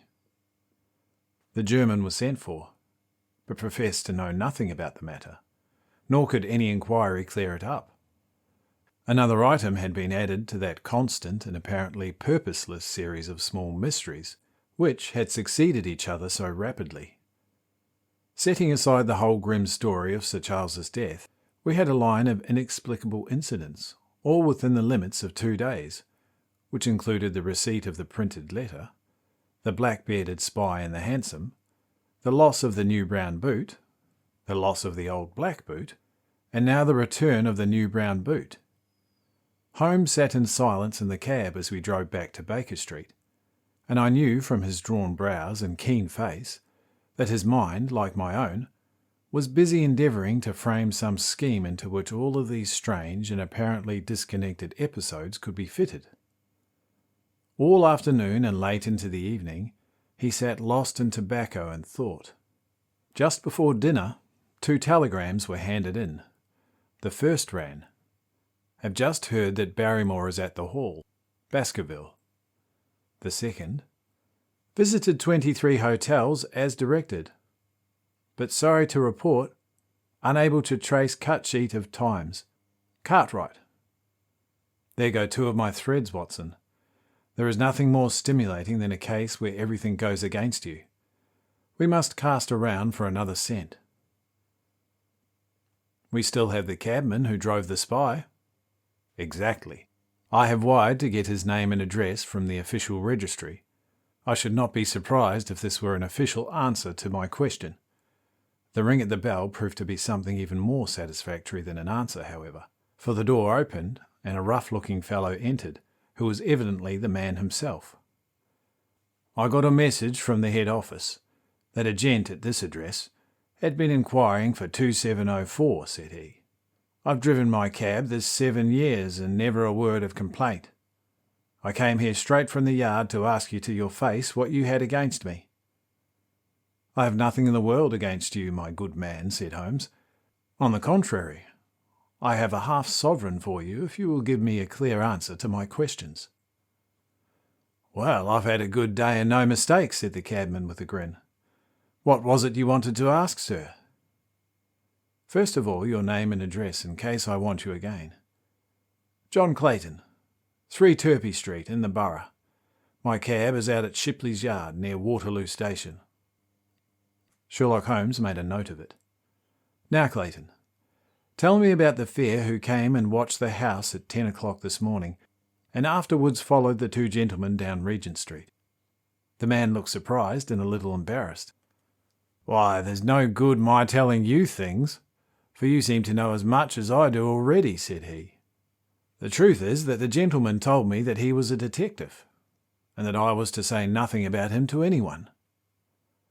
My good fellow, this is a very serious business, and you may find yourself in a pretty bad position if you try to hide anything from me. You say that your fare told you that he was a detective." "Yes, he did." "When did he say this?" "When he left me." "Did he say anything more?" "He mentioned his name." Holmes cast a swift glance of triumph at me. "Oh, he mentioned his name, did he? That was imprudent. What name did he mention?" "His name," said the cabman, "was Mr. Sherlock Holmes." Never have I seen my friend more completely taken aback than by the cabman's reply. For an instant he sat in silent amazement. Then he burst out in a hearty laugh. "A touch, Watson. An undeniable touch," said he. "I feel a foil as quick and supple as my own. He got home upon me very prettily that time. So his name was Sherlock Holmes, was it?" "Yes, sir. That was the gentleman's name." "Excellent. Tell me where you picked him up and all that occurred." "He hailed me at about 9:30 at Trafalgar Square. He said that he was a detective, and he offered me 2 guineas if I would do exactly what he wanted all day and ask no question. I was glad enough to agree. First, we drove down to the Northumberland Hotel and waited there until 2 gentlemen came out and took a cab from the rank. We followed their cab until it pulled up somewhere near here." "This very door," said Holmes. "Well, I couldn't be sure of that, but I dare say that my fare knew all about it. We pulled up halfway down the street and waited an hour and a half. Then the 2 gentlemen passed us, walking, and we followed down Baker Street and along—" "I know," said Holmes. "Well, we kept going until we got 3/4 down Regent Street. Then my gentleman threw up the trap, and he cried that I should drive right away to Waterloo Station as hard as I could go. I whipped up the mare and we were there in under 10 minutes. Then he paid his 2 guineas like a good one, and away he went to the station. Only just as he was leaving, he turned around and he said, "It might interest you to know that you have been driving Mr. Sherlock Holmes." And that's how I came to know his name. I see. And you saw no more of him? Not after he went into the station. And how would you describe Mr. Sherlock Holmes? The cabman scratched his head. Well, he wasn't altogether an easy gentleman to describe. I'd put him at 40 years of age, and he was of middle height, 2 or 3 inches shorter than you, sir. He was dressed like a toff, and he had a black beard cut square at the end and a pale face. I don't know as I could say more than that. Colour of his eyes? No, I can't say that. Nothing more that you can remember? No, sir, nothing. Well then, here is your half-sovereign. There's another one waiting for you if you can bring any more information. Good night. Good night, sir, and thank you. John Clayton departed chuckling, and Holmes turned to me with a shrug of the shoulders and a rueful smile. Snap goes our 3rd thread, and we end where we began, said he. The cunning rascal. He knew our number. He knew that Sir Henry Baskerville had consulted me. He spotted who I was at Regent Street, and conjectured that I had got the number of the cab and I would lay my hands upon the driver. And so he sent back this audacious message. I tell you, Watson, this time we have got a foeman who is worthy of our steel. I've been checkmated in London. I can only wish you better luck in Devonshire, but I'm not easy in my mind about it. Oh? About what? About sending you. It's an ugly business, Watson. An ugly, dangerous business. And the more I see of it, the less I like it. Yes, my dear fellow, you may laugh, but I give you my word that I shall be very glad to have you back safe and sound in Baker Street once more. Chapter 6. Baskerville Hall. Sir Henry Baskerville and Dr. Mortimer were ready upon the appointed day, and we started as arranged from Devonshire. Mr. Sherlock Holmes drove with me to the station and gave me his last parting injunctions and advice. I will not bias your mind by suggesting theories or suspicions, Watson, said he. I wish you simply to report facts in the fullest possible manner to me, and you can leave me to do the theorising. What sort of facts? I asked. Anything which may seem to have a bearing, however indirect, upon the case, and especially the relations between young Baskerville and his neighbours, or any fresh particulars concerning the death of Sir Charles. I have made some inquiries myself the last few days, but the results have, I fear, been negative. Only one thing appears to be certain, and that is that Mr. James Desmond, who is the next heir, is an elderly gentleman, of a very amiable disposition, so that this persecution does not arise from him. I really think that we may eliminate him entirely from our calculations. There remain the people who actually surround Sir Henry Baskerville upon the moor. Would it not be well in the first place to get rid of this Barrymore couple? I asked. By no means. You could not make a greater mistake. If they are innocent, it would be a cruel injustice, and if they are guilty, we should be giving up all chance of bringing it home to them. No. We will preserve them upon our list of suspects. Then there is the groom at the hall. If I remember right, there are 2 moorland farmers. There is our friend Dr. Mortimer, whom I believe to be entirely honest, and there is his wife, of whom we know nothing. There is this naturalist, Stapleton, and there is his sister, who is said to be a young lady of attractions. There is Mr. Frankland of Lafter Hall, who is also an unknown factor, and there are 1 or 2 other neighbours. These are the folk who must be your very special study. I will do my best. You have arms, I suppose? Yes, I thought it as well to take them. Most certainly. Keep your revolver near you night and day, and never relax your precautions. Our friends had already secured a first-class carriage, and were waiting for us upon the platform. No, "We have no news of any kind," said Dr. Mortimer, in answer to my friend's questions. "I can swear to one thing, and that is that we have not been shadowed during the last 2 days. We have never gone out without keeping a sharp watch, and no one could have escaped our notice." "You have always kept together, I presume?" "Except yesterday afternoon. I usually give up one day to pure amusement when I come to town, so I spent it at the museum of the College of Surgeons." "And I went to look at the folk in the park," said Baskerville, "but we had no trouble of any kind." "It was imprudent all the same," said Holmes, shaking his head and looking very grave.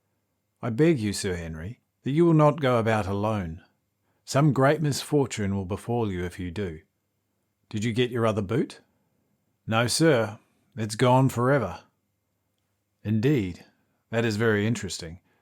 Well, good-bye," he added, as the train began to glide down the platform. "Bear in mind, Sir Henry, one of the phases in that queer old legend which Dr. Mortimer has read us, and avoid the moor in those hours of darkness, when the powers of evil are exalted." I looked back at the platform when we had left it far behind, and saw the tall, austere figure of Holmes standing motionless and gazing after us. The journey was swift and a pleasant one, and I spent it making the more intimate acquaintance of my 2 companions, and in playing with Dr. Mortimer's spaniel. In a very few hours the brown earth had become ruddy, and the brick had changed to granite, and the red cows grazed in well-hedged fields, where lush grasses and more luxuriant vegetation spoke of a richer, if damper climate. Young Baskerville stared eagerly out the window, and cried aloud with delight as he recognised the familiar features of the Devon scenery. "I've been over a good part of the world since I left, Dr. Watson," said he, "but I have never seen a place to compare with it." "I never saw a Devonshire man who did not swear by his county," I remarked. "It depends upon the breed of men quite as much as the county," said Dr. Mortimer. "A glance at our friend here reveals the rounded head of a Celt, which carries inside it Celtic enthusiasm and the power of attachment. Poor Sir Charles's head was of a very rare type, half Gaelic and half Ivorian in its characteristics. But you were very young when you last saw Baskerville Hall, were you not?" "I was a boy in my teens at the time of my father's death, and I've never seen the Hall, for he lived in a little cottage on the south coast. Thence I went straight to a friend in America. I tell you, it's all as new to me as it is to Dr. Watson, and I'm as keen as possible to see the moor." "Are you? Then your wish is easily granted, for there is your first sight of the moor," said Dr. Mortimer, pointing out of the carriage window. Over the green squares of the fields and the low curve of the wood, there rose in the distance a grey, melancholy hill, with a strange, jagged summit, dim and vague in the distance, like some fantastic landscape in a dream. Baskerville sat for a long time, his eyes fixed upon it, and I read upon his eager face how much it meant to him, this first sight of that strange spot, where the men of his blood had held sway so long and left their mark so deep. There he sat, with his tweed suit and his American accent, in the corner of a prosaic railway carriage, and yet as I looked at his dark and expressive face, I felt more than ever how true a descendant he was of that long line of high-blooded, fiery and masterful men. There were pride, valour and strength in his thick brows, his sensitive nostrils and his large hazel eyes. If, on that forbidding moor, a difficult and dangerous quest should lie before us, this was at least a comrade for whom one might venture to take a risk with the certainty he would bravely share it. The train pulled up at a small wayside station, and we all descended. Outside, beyond the low white fence, a wagonette and a pair of cobs was waiting. Our coming was evidently a great event, for the station master and porters clustered around us to carry our luggage. It was a sweet, simple country spot, but I was surprised to observe that by the gate there stood 2 soldierly men in dark uniforms, who leaned upon their short rifles and glanced keenly at us as we passed. The coachman, a hard-headed, gnarled little fellow, saluted Sir Henry Baskerville, and in a few minutes we were flying swiftly down the broad, white road. Rolling pasture lands curved upwards on either side of us, and old gabled houses peeped out from amid thick green foliage. But behind the peaceful and sunlit countryside, there rose ever dark against the evening sky the long gloomy curve of the moor, broken by the jagged and sinister hills. The wagonette swung around into a side road, and we curved upwards through deep lanes worn by centuries of wheels, high banks on either side, heavy and dripping with moss and fleshy hart's-tongue ferns. Bronzing bracken and mottled bramble gleamed in the light of the sinking sun. Still steadily rising, we passed over a narrow granite bridge, and skirted a noisy stream which gushed swiftly down, foaming and roaring amid the grey boulders. Both road and stream wound up through a valley dense with scrub and oak and fir. At every turning, Baskerville gave an exclamation of delight, looking eagerly about him and asking countless questions. To his eyes all seemed beautiful, but to me a tinge of melancholy lay upon the countryside, which bore so clearly the mark of the waning year. Yellow leaves carpeted the lanes and fluttered down upon us as we passed. The rattle of our wheels died away as we drove through drifts of rotting vegetation, sad gifts, it seemed to me, for nature to throw before the carriage of the returning heir of the Baskervilles. "Hello," cried Dr. Mortimer. "What's this?" A steep curve of heath-clad land, an outlying spur of the moor, lay in front of us. On the summit, hard and clear like an equestrian statue upon its pedestal, was a mounted soldier, dark and stern, his rifle poised ready over his forearm. He was watching the road along which we travelled. "What is this, Perkins?" asked Dr. Mortimer. Our driver half turned in his seat. "There's a convict escaped from Princetown, sir. He's been out 3 days now, and the warders watch every road and every station, but they've had no sight of him yet. The farmers about here don't like it, sir, and that's a fact." "Well, I understand that they can get £5 if they can give information." "Yes, sir, but the chance of £5 is but a poor thing compared to the chance of having your throat cut. You see, it isn't like any ordinary convict. This is a man that would stick at nothing." "Who is he then?" "It's Selden, the Notting Hill murderer." I remembered the case well, for it was one in which Holmes had taken an interest on account of the particular ferocity of the crime and the wanton brutality which had marked all the actions of the assassin. The commutation of his death sentence had been due to some doubts as to his complete sanity, so atrocious was his conduct. Our wagonette had topped a rise, and in front of us rose the huge expanse of the moor, mottled and gnarled with craggy cairns and tors. A cold wind swept down from it and sent us shivering. Somewhere there on that desolate plain was lurking this fiendish man, hiding in a burrow like a wild beast, his heart full of malignancy against the whole race which had cast him out. It needed but this to complete the grim suggestiveness of the barren waste, the chilling wind and the darkening sky. Even Baskerville fell silent and pulled his overcoat more closely around him. We had left the fertile country behind and beneath us.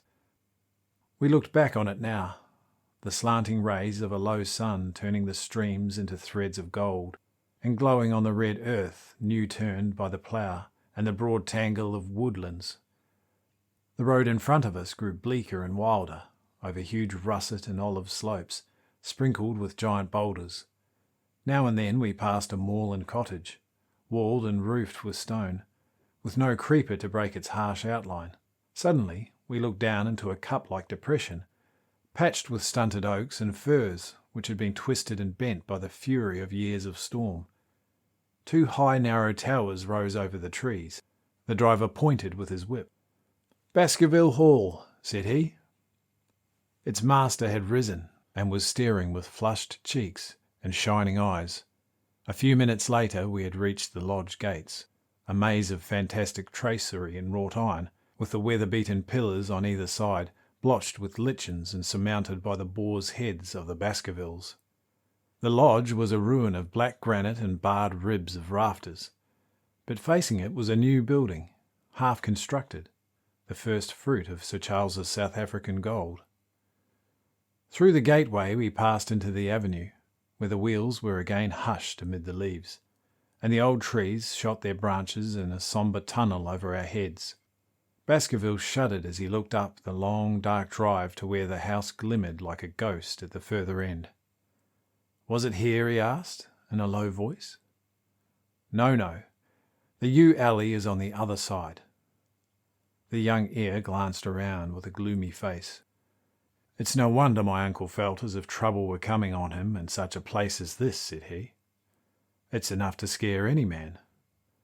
I'll have a row of electric lamps up here inside of 6 months, and you won't know it again, with 1,000 candle power Swan and Edison right here in front of the hall door. The avenue opened into a broad expanse of turf, and the house lay before us. In the fading light I could see that the centre was a heavy block of building from which the porch projected. The whole place was draped in ivy, with a patch clipped bare here and there where a window or a coat of arms broke through the dark veil. From this central block rose the twin towers, ancient, crenulated and pierced with many loopholes. To the right and left of the turrets were more modern wings of black granite. A dull light shone through heavy mullioned windows, and from the high chimneys which rose from the steep, high-angled roof, there sprang a single black column of smoke.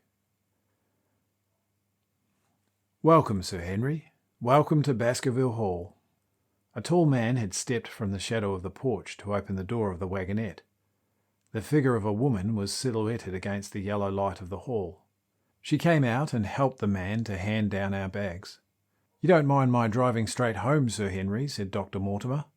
"My wife is expecting me." "Surely you will stay and have some dinner?"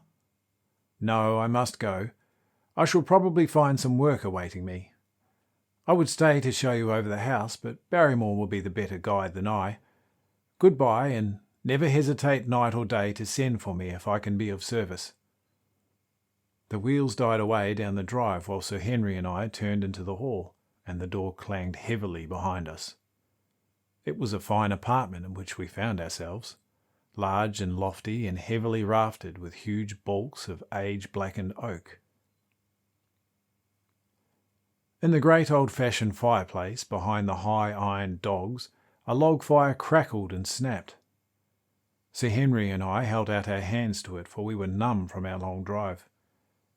Then we gazed around us at the high, thin window of old stained glass, at the oak panelling, the stags' heads, the coats of arms upon the walls, all dim and sombre in the subdued light of the central lamp. "It's just as I imagined it," said Sir Henry. "Is it not the very picture of an old family home? To think that this should be the same hall in which for 500 years my people have lived. It strikes me solemn to think of it." I saw his dark face light up with boyish enthusiasm as he gazed about him.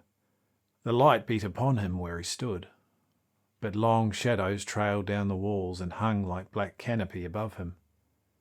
Barrymore had returned from taking our luggage to our rooms. He stood now in front of us with the subdued manner of a well-trained servant. He was a remarkable-looking man, tall, handsome, with a square black beard and pale, distinguished features. "Would you wish dinner to be served at once, sir?" "Is it ready?"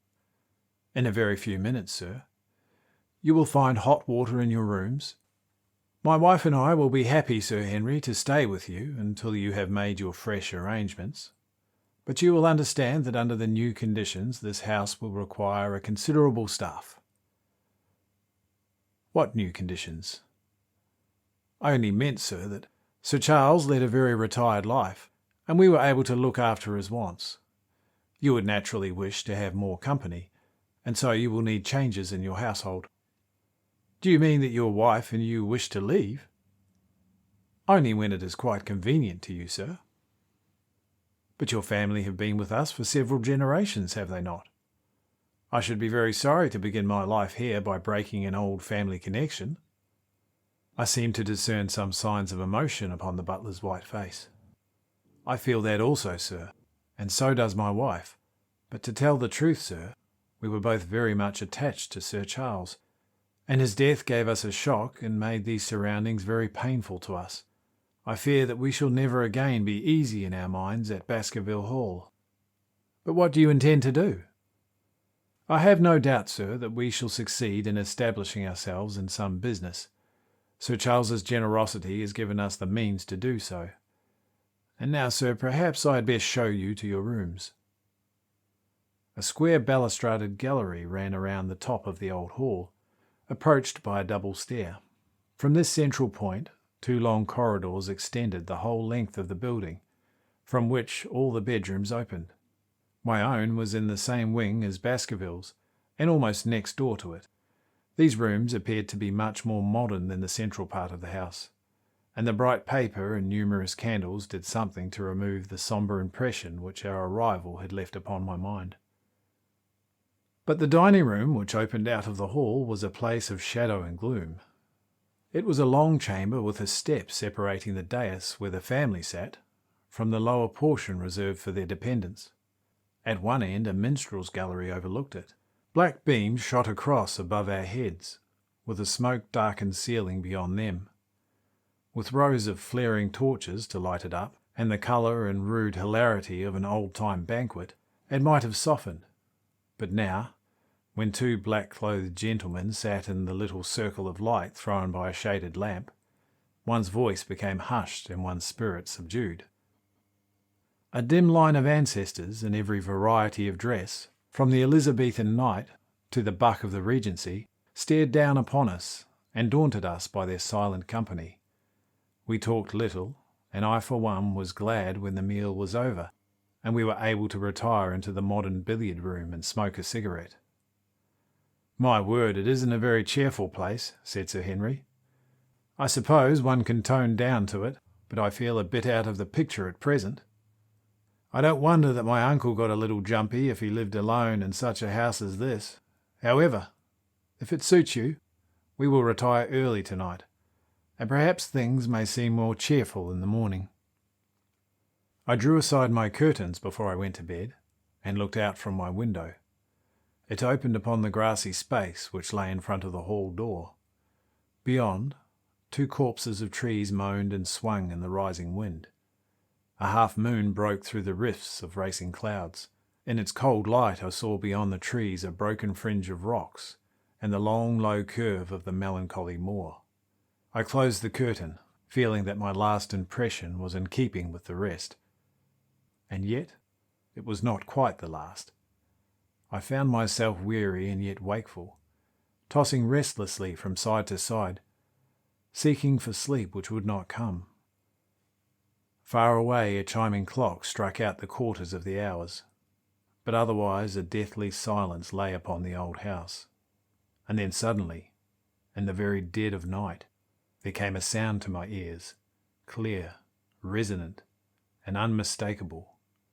It was the sob of a woman, the muffled, strangling gasp of one who is torn by uncontrollable sorrow. I sat up in bed and listened intently. The noise could not have been far away and was certainly in the house.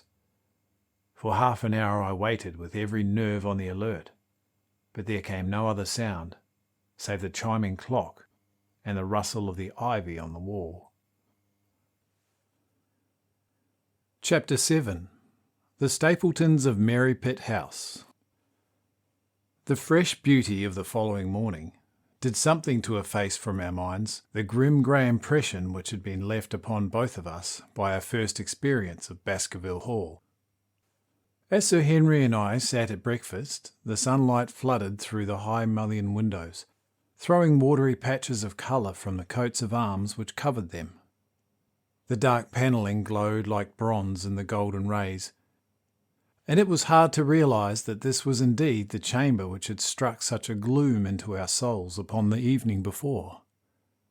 "I guess it is ourselves and not the house that we have to blame," said the baronet. "We were tired with our journey and chilled by our drive, so we took a grey view of the place. Now we are fresh and well, so it is all cheerful once more." "And yet it was not entirely a question of imagination," I answered. "Did you, for example, happen to hear someone, a woman I think, sobbing in the night?" "That is curious, for I did, when I was half asleep, fancy that I heard something of that sort. I waited quite a time, but There was no more of it, so I concluded that it was all a dream. I heard it distinctly, and I am sure that it was really the sob of a woman. We must ask about this right away. He rang the bell and asked Barrymore whether he could account for our experience. It seemed to me that the pallid features of the butler turned a shade paler still as he listened to his master's questions. "There are only 2 women in the house, Sir Henry," he answered. "One is the scullery maid who sleeps in the other wing, and the other is my wife, and I can answer for it that the sound could not have come from her." And yet he lied as he said it, for it chanced that after breakfast I met Mrs. Barrymore in the long corridor with the sun full upon her face. She was a large and passive, heavy-featured woman, with a stern-set expression of mouth. But her tell-tale eyes were red and glanced at me from between swollen lids. It was she then who wept in the night, and if she did so her husband must know it. Yet he had taken the obvious risk of discovery and declaring that it was not so. Why had he done this? And why did she weep so bitterly? Already round this pale-faced, handsome, black-bearded man there was gathering an atmosphere of mystery and of gloom. It was he who had been the first to discover the body of Sir Charles, and we had only his word for all the circumstances which led up to the old man's death. Was it possible that it was Barrymore after all whom we had seen in the cab in Regent Street? The beard might well have been the same. The cabman had described a somewhat shorter man, but such an impression might easily have been erroneous. How could I settle the point forever?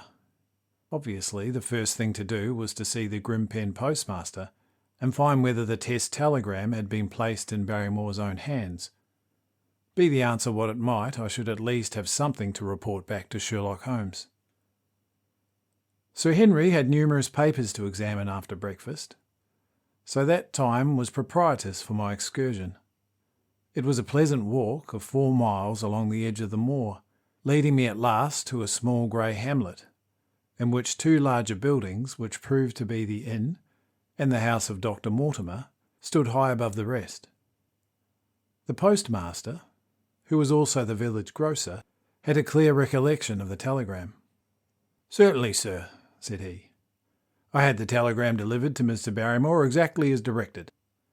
"Who delivered it?" "My boy here. James, you delivered that telegram to Mr. Barrymore at the Hall last week, did you not?" "Yes, father, I delivered it." "Into his own hands?" I asked. "Well, he was up in the loft at the time, so that I could not put it into his own hands, but I gave it to Mrs. Barrymore's hands, and she promised to deliver it at once." "Did you see Mr. Barrymore?" "No, sir. I tell you he was in the loft." "If you didn't see him, how do you know he was in the loft?" "Well, surely his own wife ought to know where he is," said the postmaster testily. "Didn't he get the telegram? If there is any mistake, it is for Mr. Barrymore himself to complain." It seemed hopeless to pursue any inquiry further, but it was clear that in spite of Holmes's ruse, we had no proof that Barrymore had not been in London all the time. Suppose that it were so. Suppose that the same man had been the last who had seen Sir Charles alive, and the first to dog the new heir when he returned to England. What then? Was he the agent of others, or had he some sinister design of his own? What interest could he have in persecuting the Baskerville family? I thought of the strange warning clipped out in the leading article of the Times. Was that his work? Or was it possibly the doing of someone who was bent upon counteracting his schemes? The only conceivable motive was that which had been suggested by Sir Henry, that if the family could be scared away, a comfortable and permanent home could be secured for the Barrymores. But surely such an explanation as that would be quite inadequate to account for the deep and subtle scheming which seemed to be weaving an invisible net around the young baronet. Holmes himself had said that no more complex case had come to him in all the long series of his sensational investigations. I prayed, as I walked back along the grey, lonely road, that my friend might soon be freed from his preoccupations and be able to come down to take this heavy burden of responsibility from my shoulders. Suddenly, my thoughts were interrupted by the sound of running feet behind me, and by a voice which called me by name. I turned, expecting to see Dr. Mortimer, but to my surprise it was a stranger who was pursuing me. He was a small, slim, clean-shaven, prim-faced man, flaxen-haired and lean-jawed, between 30 and 40 years of age, and dressed in a grey suit and wearing a straw hat. A tin box for botanical specimens hung over his shoulder, and he carried a green butterfly net in one of his hands. "If you will, I am sure, excuse my presumption, Dr. Watson," said he, as he came panting up to where I stood. "Here on the moor we are homely folk, and we do not wait for formal introductions. You may possibly have heard my name from our mutual friend Mortimer. I am Stapleton, of Merripit House." "Your net and box would have told me as much," said I, "for I knew that Mr. Stapleton was a naturalist. But how did you know me?" "I have been calling on Mortimer, and he pointed you out to me from the window of his surgery as you passed. As our road lay the same way, I thought that I would overtake you and introduce myself. I trust that Sir Henry is none the worse for his journey?" "He is very well, thank you. We were all rather afraid that, after the sad death of Sir Charles, the new baronet might refuse to live here. It is asking much of a wealthy man to come down and bury himself in a place of this kind, but I need not tell you that it means a very great deal to the countryside. Sir Henry has, I suppose, no superstitious fears in the matter?" "I do not think that that is likely. Of course you know the legend of the fiendish dog which haunts the family?" "I have heard it, yes.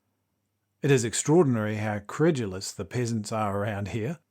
Any number of them are ready to swear that they have seen a creature upon the moor." He spoke with a smile, but I seemed to read in his eyes that he took the matter more seriously. "The story took a great hold upon the imagination of Sir Charles, and I have no doubt that it led to his tragic end." "Oh? But how?" "Well, his nerves were so worked up that the appearance of any dog might have had a fatal effect upon his diseased heart. I fancy that he really did see something of the kind upon that last night in the yew alley.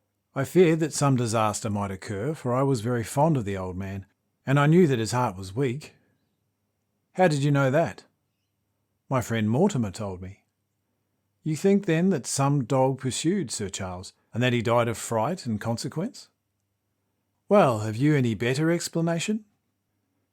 "I have not come to any conclusion yet."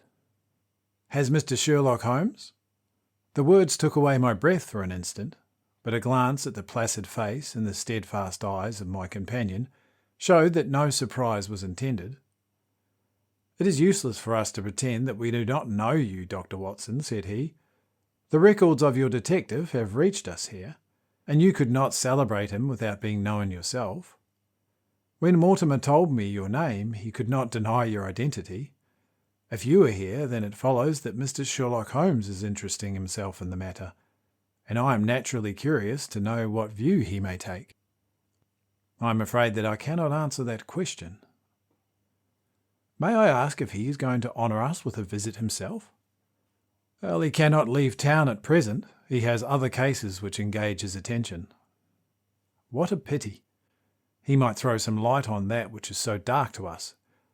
But as to your own researches, if there is any possible way in which I can be of service to you, I trust that you will command me. If I had any indication of the nature of your suspicions, or how you propose to investigate the case, I might perhaps even now give you some aid or advice." "I assure you that I am simply here upon a visit to my friend Sir Henry, and I need no help of any kind." "Excellent," said Stapleton. "You are perfectly right to be wary and discreet. I am justly reproved for what I feel was an unjustifiable intrusion, and I promise you that I will not mention the matter again." We had come to a point where a narrow grassy path struck off from the road and wound across the moor. A steep, boulder-sprinkled hill lay upon the right, which in bygone days had been cut into a granite quarry. The face which was turned towards us formed a dark cliff, with ferns and brambles growing in its niches. From over a distant rise there floated a grey plume of smoke. "A moderate walk upon this moor path brings us to Merripit House," said he. "Perhaps you will spare an hour that I may have the pleasure of introducing you to my sister." My first thought was that I should be by Sir Henry's side, but then I remembered the pile of papers and bills with which his study table was littered. It was certain that I could not help him with those, and Holmes had expressly said that I should study the neighbours upon the moor. I accepted Stapleton's invitation, and we turned together down the path. "It is a wonderful place, the moor," said he, looking around over the undulating downs and the long green rollers, with crests of jagged granite foaming up into fantastic surges. "You never tire of the moor. You cannot think the wonderful secrets which it contains. It is so vast and so barren and so mysterious." "You know it well, then?" "I have only been here 2 years. The residents would call me a newcomer. We came shortly after Sir Charles settled, but my tastes have led me to explore every part of the country round, and I should think that there are few men who know it better than I do." "Is it so hard to know?" "Very hard.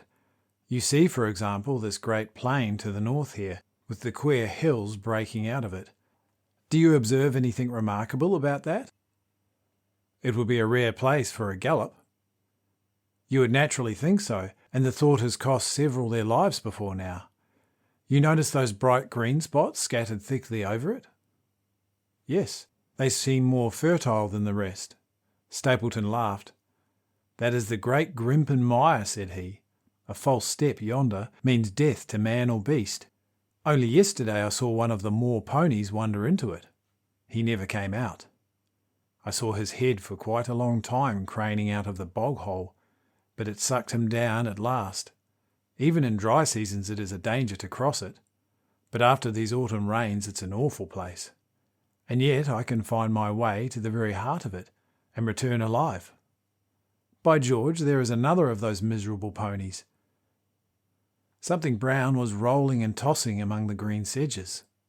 Then a long, agonised, writhing neck shot upwards with a dreadful cry that echoed over the moor.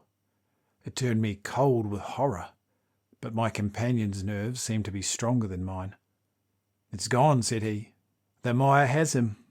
2 in 2 days, and many more perhaps, for they get in the way of going there in the dry weather, and then never know the difference until the mire has them in its clutch. Oh, it's a bad place, the great Grimpen Mire." "And you say that you can penetrate it?" "Yes. There are 1 or 2 paths which a very active man can take. I have found them out." "But why should you wish to go into so horrible a place?" "Well, you see the hills beyond. They are really islands cut off from all sides by the impassable mire, which has crawled around them in the course of the years. That is where the rare plants and the butterflies are, if you have the wit to reach them." "I shall try my luck some day," I said. He looked at me with a surprised face. "For God's sake, put such an idea out of your mind," said he. "Your blood will be upon my head. I assure you that there would not be the least chance of your coming back alive. It is only by remembering certain complex landmarks that I am able to do it." "Hello," I cried. "What is that?" A long, low moan, indescribably sad, swept over the moor. It filled the whole air, and yet it was impossible to say whence it came. From a dull murmur it swelled into a deep roar, and then sank back into a melancholy, throbbing murmur once again. Stapleton looked at me with a curious expression in his face. "Queer place, the moor," he said. "But what is it?" "The peasants say it is the hound of the Baskervilles calling for its prey. I've heard it once or twice before, but never quite so loud." I looked around with a chill of fear in my heart, at the huge swelling plain, mottled with the green patches of rushes. Nothing stirred over the vast expanse, save a pair of ravens, which croaked loudly from a tor behind us. "You are an educated man. You don't believe in such nonsense as that," said I. "What do you think is the cause of so strange a sound?" "Bogs make queer noises sometimes, It's the mud settling or the water rising or something.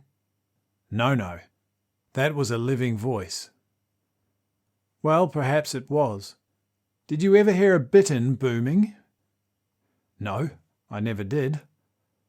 It's a very rare bird, practically extinct in England now, but all things are possible upon the moor. Yes, I should not be surprised to learn that what we have heard is the cry of the last of the bitterns. It is the weirdest, strangest thing that I have ever heard in my life, I said.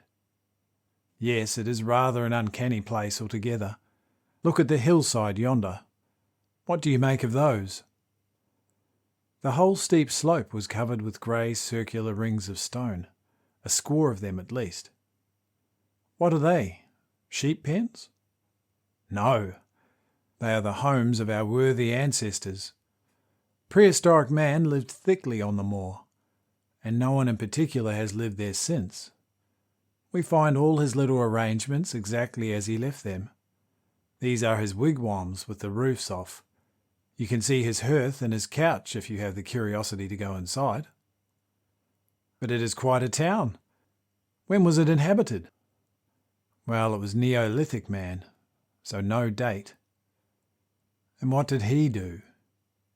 He grazed his cattle on these slopes, and he learned to dig for tin when the bronze sword began to supersede the stone axe. Look at the great trench on the opposite hill. That is his mark. Yes, you will find some very singular points about the moor, Dr. Watson. Oh, excuse me an instant. It is surely the Cyclopedes. A small fly or moth had fluttered across our path, and in an instant Stapleton was rushing with extraordinary energy and speed in pursuit of it. To my dismay, the creature flew straight for the great mire, and my acquaintance never paused for an instant, bounding from tuft to tuft behind it, his green net waving in the air. His grey clothes and his jerky zigzag irregular progress made him not unlike some huge moth himself. I was standing watching his pursuit with a mixture of admiration for his extraordinary activity and fear lest he should lose his footing in the treacherous mire, when I heard the sound of steps and turning around found a woman near me upon the path. She had come from the direction in which the plume of smoke indicated the position of Merripit House, but the dip of the moor had hid her until she was quite close. I could not doubt that this was the Miss Stapleton of whom I had been told, since ladies of any sort must be few upon the moor, and I remembered that I had heard someone describe her as being a beauty. The woman who approached me was certainly that, and of a most uncommon type. There could not have been a greater contrast between brother and sister, for Stapleton was neutral-tinted, with light hair and grey eyes, and she was darker than any brunette that I have ever seen in England, slim, elegant and tall. She had a proud, finely cut face, so regular that it might have seemed impassive, were it not for the sensitive mouth and the beautiful, dark, eager eyes. With her perfect figure and elegant dress, she was indeed a strange apparition upon the lonely moorland path. Her eyes were on her brother as I turned, and she then quickened her pace towards me. I had raised my hat and was about to make some explanatory remark, when her own words turned all my thoughts into a new channel. "Go back," she said. "Go back to London, instantly." I could only stare at her in stupid surprise. Her eyes blazed at me and she tapped the ground impatiently with her foot. "Why should I go back?" I asked. "I cannot explain." She spoke in a low, eager voice, with a curious lisp in her utterance. "But for God's sake, do as I ask you. Go back and never set foot upon the moor again." "But I have only just come."